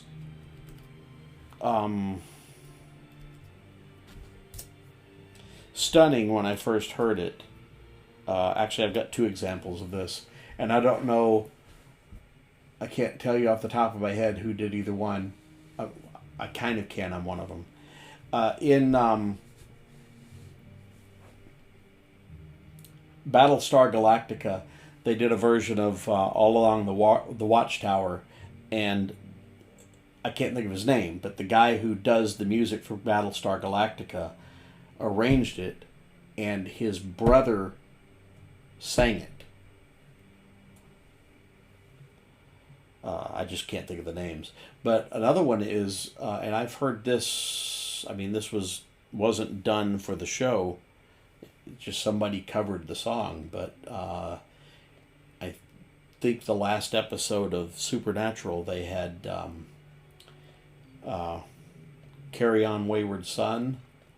Yeah, Bear McCreary, and his brother did the vocals. Yeah, Bear McCreary, very good. But somebody did a cover of a woman did a cover of "Carry On Wayward Son," and they played it on the last episode of Supernatural, and it's in a minor. They went from a major to a minor key, and it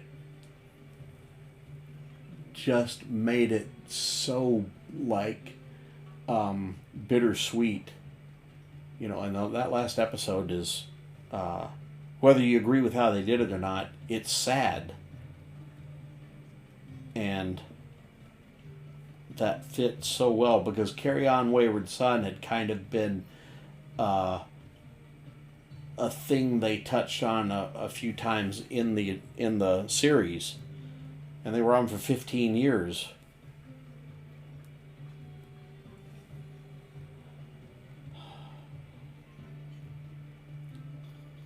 Yeah, there's some good stuff in some of these series. They've done some wonderful things with music. I don't know if any of you have seen Longmire. The music in that was wonderful. I can't tell you anything off the top of my head that I remember specifically from it, but I remember being blown away by the soundtrack and some of the incidental music that was in it.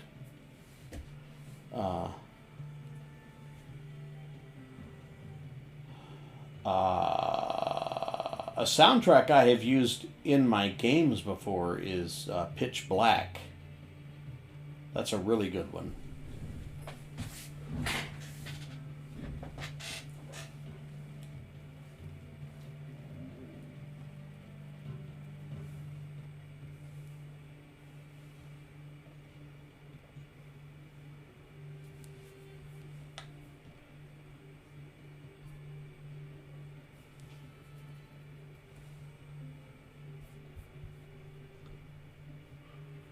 Sorry, I have a whisper from somebody and I don't know who it is.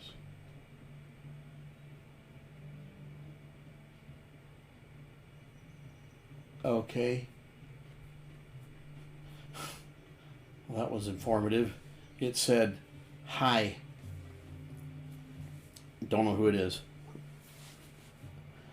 Never heard the username before. So, whatever.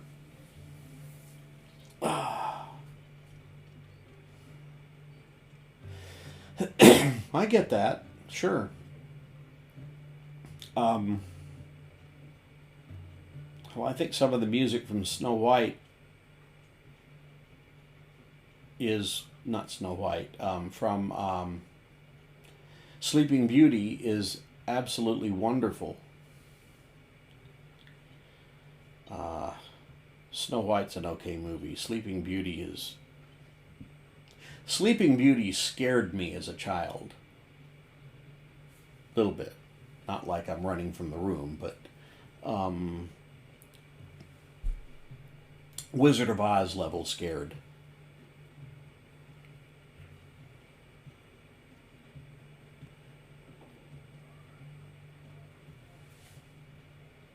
Joe Blankenberg, okay, cool. Now, well, I've been running, this is the third version of Metal Gods that I've run, and started it in 1995, ended in 2006, started again in 2017, and we're still going. And yeah, Metal Gods was a song, you know, from the late 70s.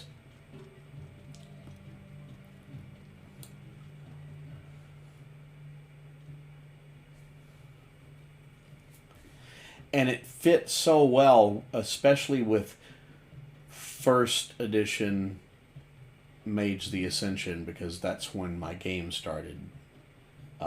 We were going for a while, but when I got second edition. So, yeah, the opening lines of Metal Gods. We've taken too much for granted, and all the time it had grown. From techno seeds we first planted, it formed a mind of its own. You can't get any better than that.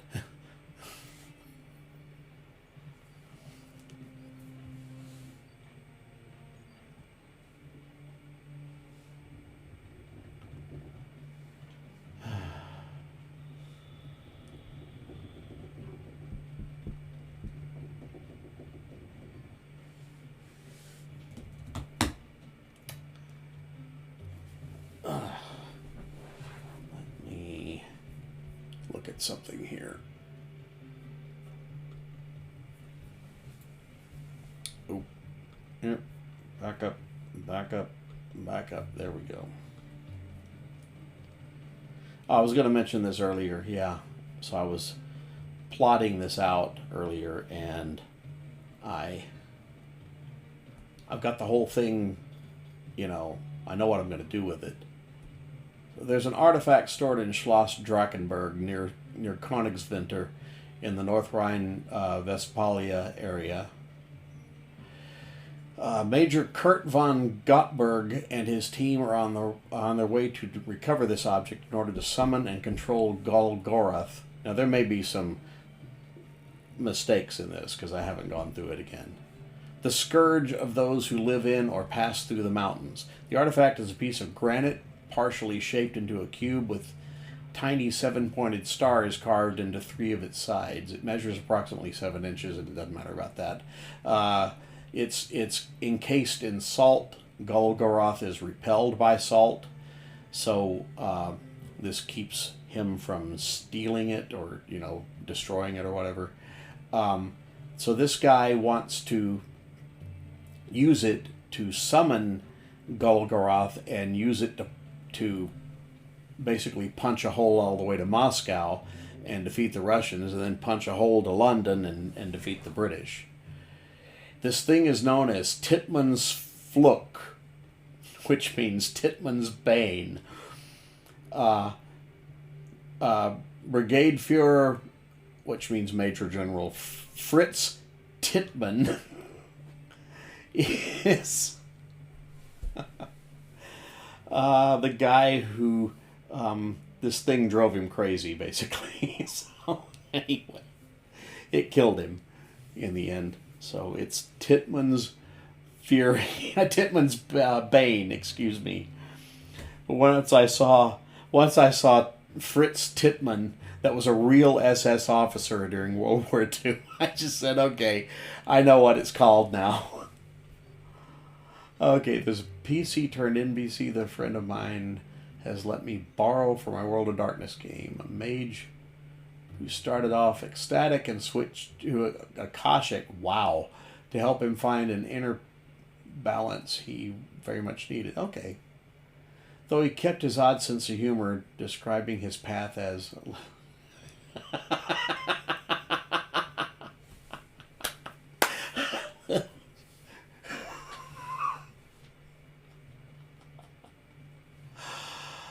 Holy shit. I love that. I love that so much.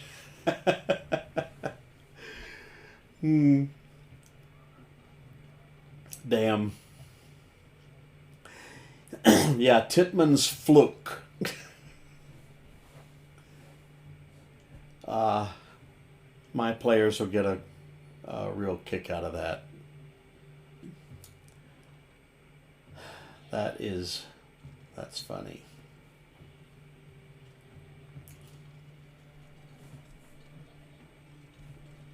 Yeah, Gutenberg, yes.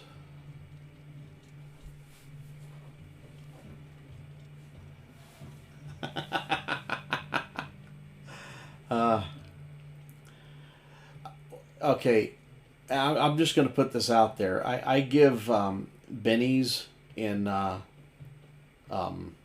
Savage Worlds. It's just a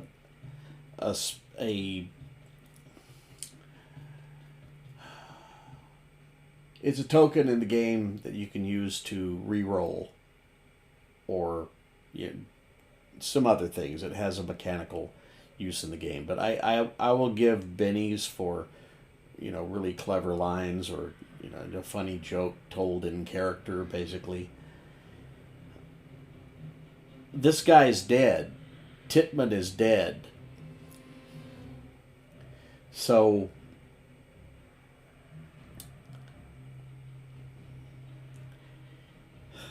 I'm just wondering if anybody's gonna make a joke about him being tits up.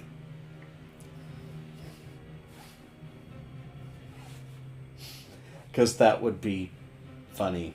And I'll have a room full of people who are more than capable of thinking of this and creating a joke on the fly. So, yeah, that'll be fun.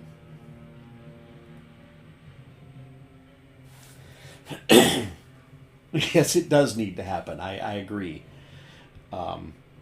Yeah. Well, guess he went tits up. Yes.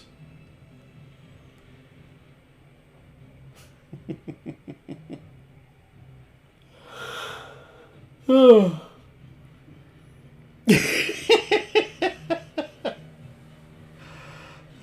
Shit. That's funny. Titty tots. Oh, damn.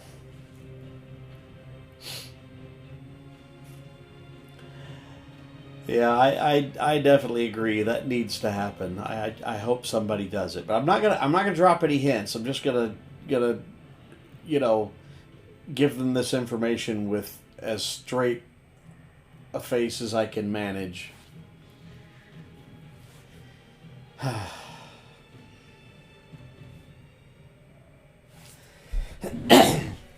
All right. I'm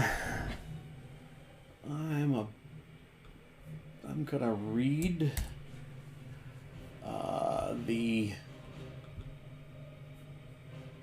No, that is the wrong thing.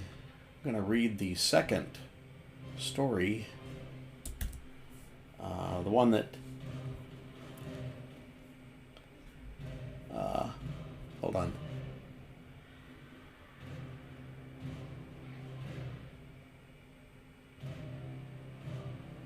There we go. The second story after the one I read last night, because there's 2 follow-ups to that.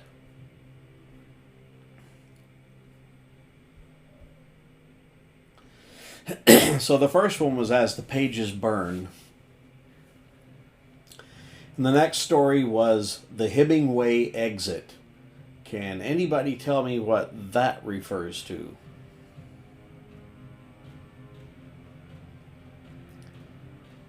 As there's bonus points if you can tell me what that refers to.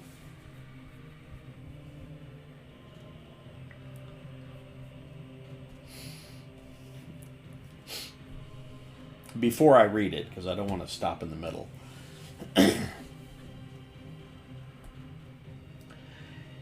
Well, that's funny, but let me throw this out there. How did Hemingway exit?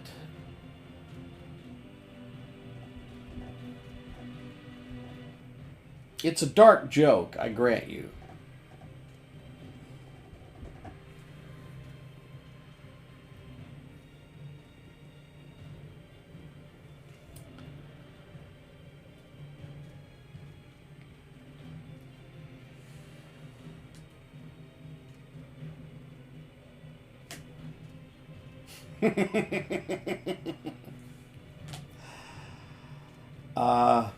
Ernest Hemingway ate a bullet.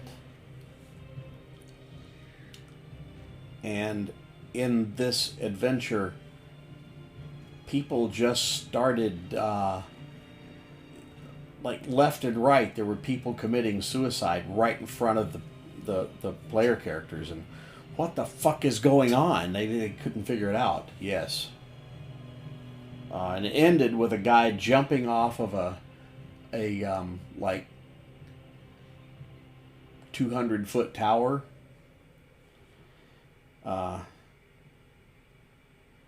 then after everything was over, they got a phone call from an NPC friend of theirs in Canada saying that her boyfriend was dead in Toronto, and she needed them to go find out what was going on with that, because apparently he died trying to save her life, even though she wasn't there. So she's not going. No one in her village will let her go. So can these people go? And they got there, and he had also killed himself to keep from revealing some information to somebody. And that was called No Exit. So that was the next adventure. But his name, it's not his real name, but the name he went by was Santiago Hemingway. So the 2 back to back, yeah. Anyway, so here's the story.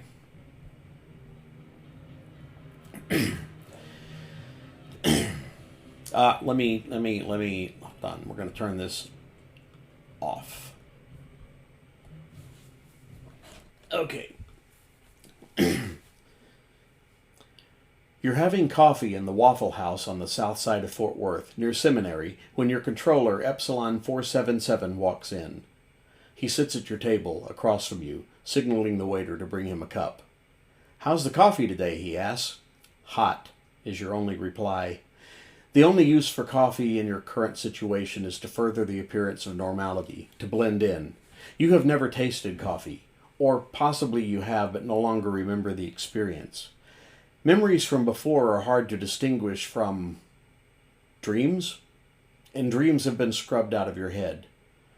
Not quite, though. There's the one recurring dream with the ever-changing main character. He or she is the object of your desires and the focus of all your lust. But those thoughts and ideas are forbidden to your kind. You are an infiltrator, an enticing beauty with an arsenal at her disposal, an assassin who attacks from inside and leaves everyone else wondering what happened. Today, however, you are simply meeting your controller so he can make certain you are operating according to the latest specifications. All of your actions and reactions are determined by software, some of which is uploaded directly into your cerebral cortex. Epsilon 477, as the waiter approaches with his beverage, is running systems diagnostics via his enhanced smartphone. Neither of you expect any deviation from your usual baseline readings. Epsilon 477, Jim. His peers refer to him as Jim or Jimmy, but that's a privilege not extended to, or James sometimes, but usually Jim. Enough, you think, as one metric in the diagnostic screen rises above the red line. Personal names are something you use only when working an assignment, only when you're preparing to eliminate your target. They're not appropriate in this situation, certainly. Personal names are, Caroline. Memories of Caroline, 1992, San Luis Obispo.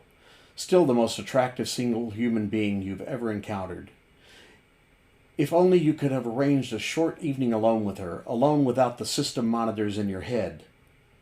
A persistent beeping sound reaches your consciousness, alerting you that your current condition is not in perfect alignment with accepted guidelines. Unfortunately, this alert has been sounding for several seconds before you take notice.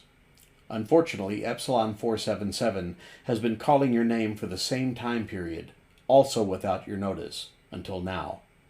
31M, he says with some force, look directly into my left eye.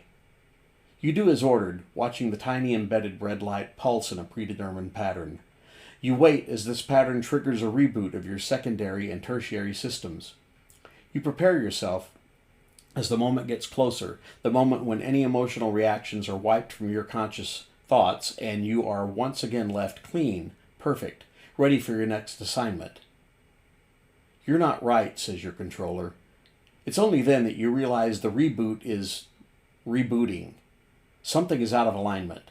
Alignment means conformity. Conformity promotes mission success. Mission success is good. Mission success is good for your controller. It's not good for your targets. Success has little effect on your situation other than leading to more missions and more successes. Epsilon 477 is now speaking with someone via his data link. Similar to your own, though somewhat limited in bandwidth. I've restarted her 4 times. She appears to be daydreaming. I've never seen anything like this. I need a retrieval unit down here now. I can't deal with this sitting in a cafe in full view of the public. Yes, ma'am, he continues. I've designated her as non-optimal, and I recommend we take her offline immediately. As Epsilon 477 closes the link with his own controller, he takes a sip of his black coffee, then stares at his hands. 31M, it's been a nice long run, but it's time to retire. You've earned your rest. Let's finish up here, pay the waiter, and go to my car. We can wait for the others there. He smiles a smile which misses his eyes as he looks into yours. How does that plan sound? That seems efficient. You remember Caroline again. You remember how beautiful she was, how bright and funny. You remember calling her name. And you remember following your orders as you slit her throat, then planted the blade in her brother's apartment. I believe that plan is optimal, Epsilon 477. Your controller looks relieved, even happy. He stands, waits for you to follow as he motions to the waiter, indicating he's leaving cash on the table. He smiles again, and this time his eyes are included in the gesture. Come on, 31M. They should be here in 23 minutes. We can do a final debrief while we wait. Yes, you reply. A final debrief is optimal. Let's do that now. You step forward to within a few inches of your controller's face. He almost moves aside, but his training, his programming, tells him that you always defer to your superiors. Yes, you continue. Let's go wait in your car. We should do that right away, Jim. Agent 31M Action Log, Fort Worth, Texas, 12 February 2017. Excuse me.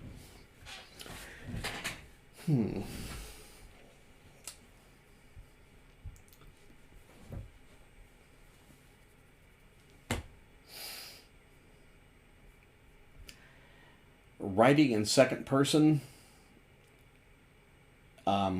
will make your brain hurt.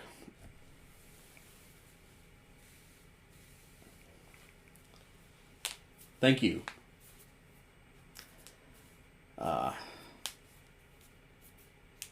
Yeah, there's a third one from several months later, and I'll get to that. I'll probably read that tomorrow night or Sunday. But yeah, second person, and I never really realized. Thank you. I never really realized this until my wife said it. She's an English teacher, and she said, if you're trying to think of a good example of second person, it's a choose your own adventure, choose your own path. The D&D books from the 80s, because they're telling you what you are doing. You.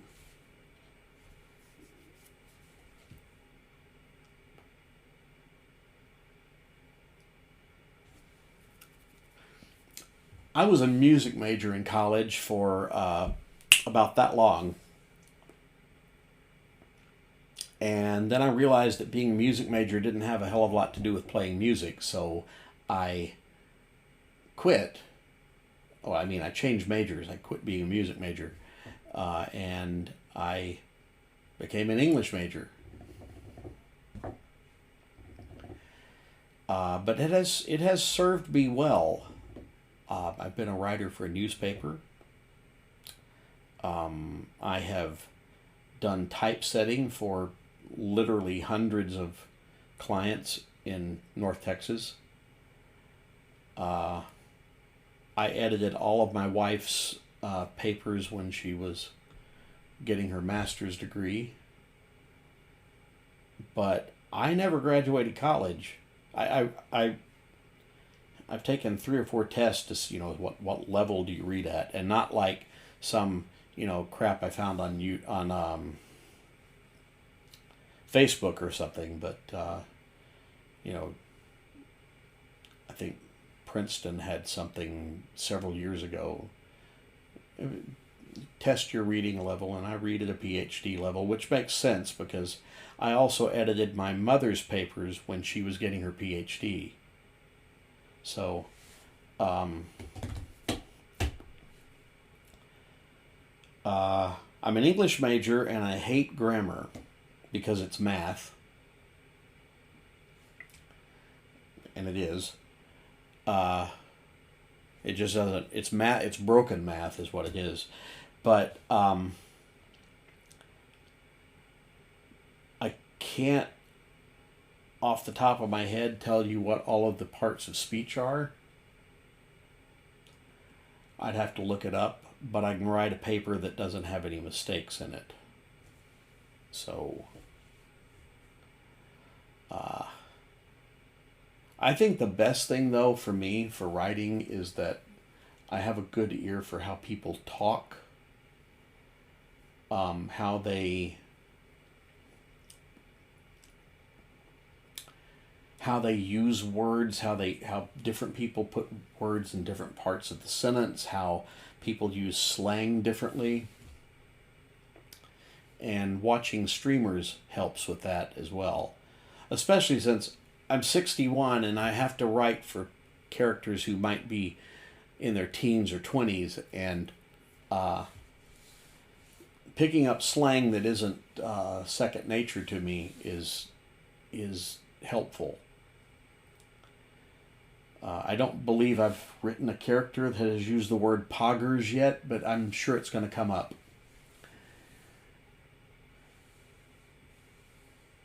In speech, and wrote out the speech for her to read and give thoughts on. She said, "It's a good speech, but there's one word you spell 7 different ways in the speech."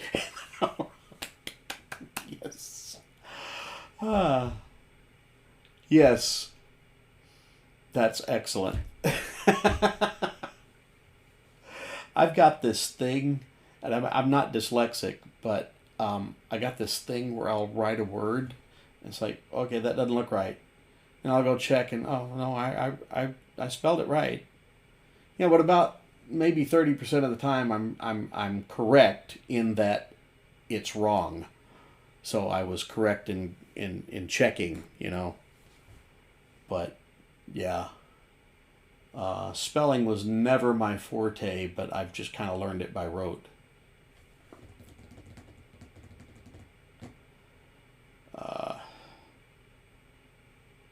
One thing that always bothered me, and I've had to just get the hell over it, is the whole to boldly go where no man has gone before thing.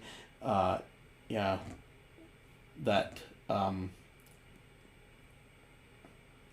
putting the cart before the horse. So it's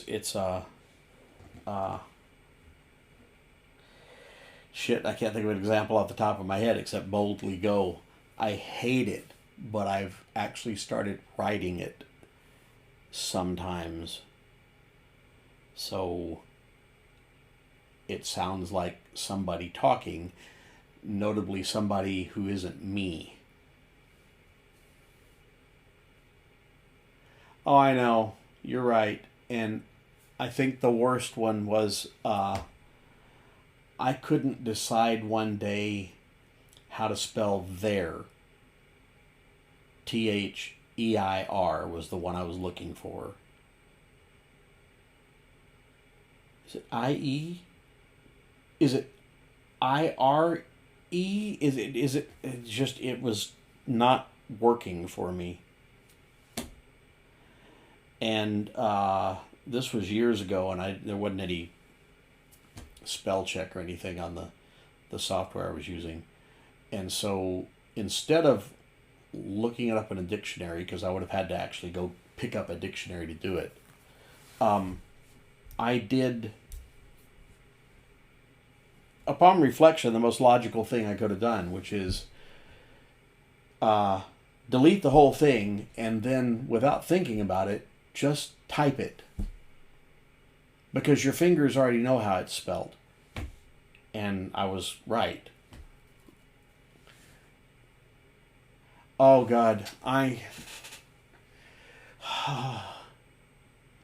You're the third person who said that to me this year. So... damn.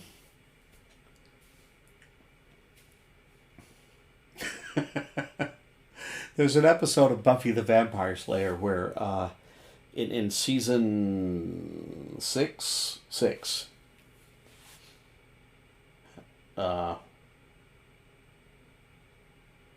had to be 6 anyway, where the trio, the nerds, were the bad guys. And they had Xander and Buffy and Willow break into or they get hold of some of their stuff, and they're looking at it, and this is in some kind of code. Is like some kind of demon, language or something, and Xander says, "No, it's Klingon. they're nerds." So,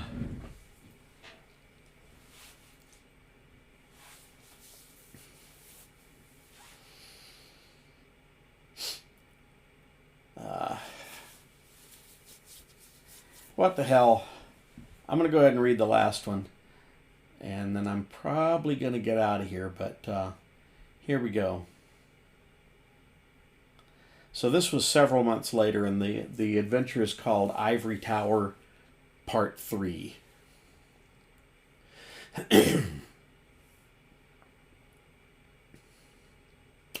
I miss Anya as a character as well. Yes, I agree. And I believe my favorite line by her ever was after she broke up with Xander, and she's sitting in the, damn it, I can't think of the name of the coffee house, and she's sitting there with a potential, client she's going to do some vengeance for, and she looks up and sees Xander, and she goes, "Oh, penis."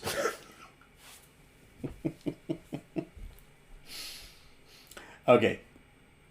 This was from Ivory Tower Part 3. You're standing at the intersection of Race Street and Belknap in Fort Worth, eating a slice of pizza. The sauce is spicy. It tingles your tongue. As this is a relatively new sensation, or possibly new again, you pay close attention to each detail. Meals have been consumed as sustenance alone for as long ago as is covered by your current files.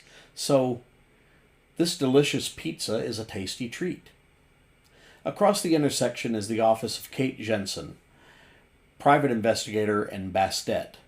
A few blocks to your west, along Ray Street, are the buildings belonging to Ampada Delgado and the Paquet de Tecnologia de Cristal Cowtown. That is horrible pronunciation. Cowtown Glasswalker Pack is what it means.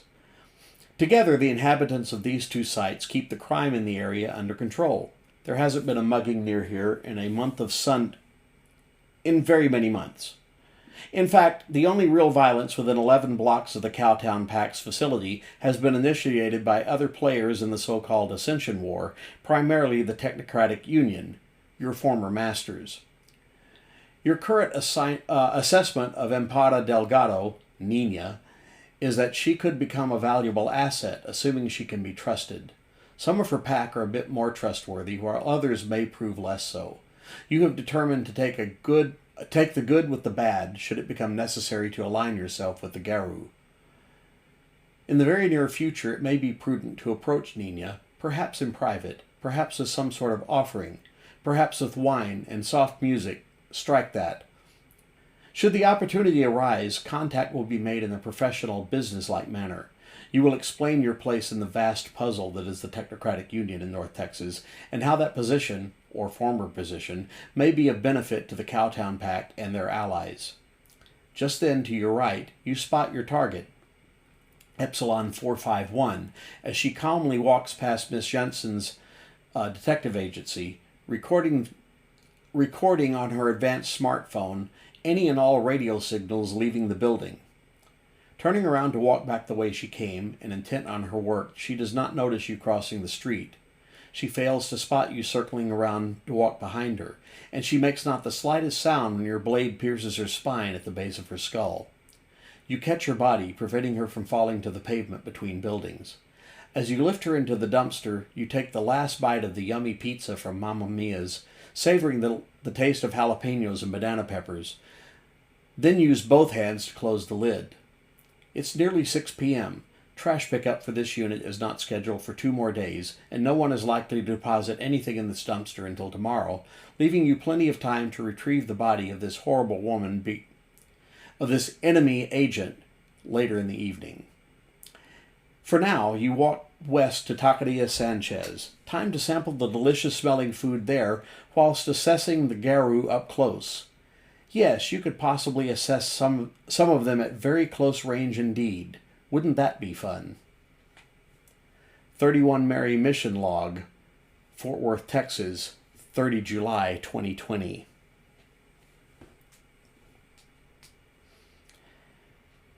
Her designation went from Agent 31M to 31 Mary.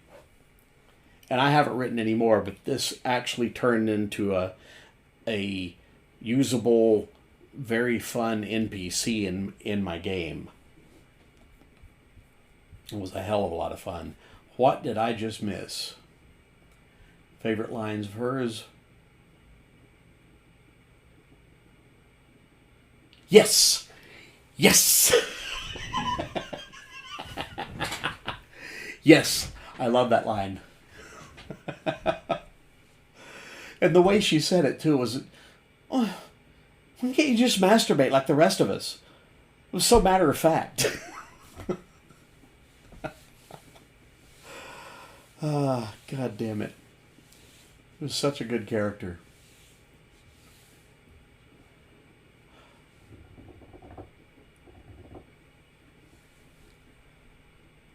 All right, folks. I'm going to get out of here. I will be back tomorrow afternoon. Actually around noon, so probably about 12 hours from now. And I'll be here tomorrow night. And I'll be here Friday afternoon, but not Friday night or Saturday. Then I'll be back Sunday, and then Monday afternoon, and yeah, we could go through the whole list, but I'm not going to do that. So yeah, I'll be here tomorrow afternoon for a couple hours and get some more work done, and yeah, we'll see how that goes. And hopefully, I'll see you guys tomorrow afternoon or tomorrow night or whatever. And if I can't, if you're not available, that's cool too. But thank you very much for being here. I had a great time too. I really appreciate you being here. Let me check who's... you know what? I'm going to raid a friend of mine, Supernatural Writer. She is very good.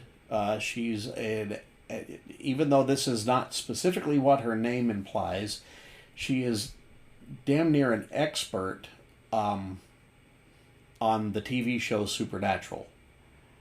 And she has some very definite opinions on how they didn't do the last season right. So, but she's a hoot. So yeah, we're gonna go check her out. I'm gonna raid her channel, and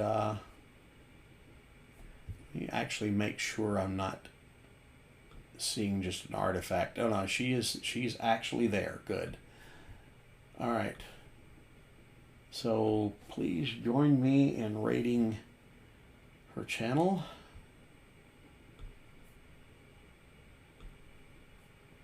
And 10, 9, 8. Thank you guys for being here again. Emma, if you're out there, thank you as well. I love having a good conversation about something, and I can talk about RPGs all night. So, all right, here we go. See you guys tomorrow. Bye-bye.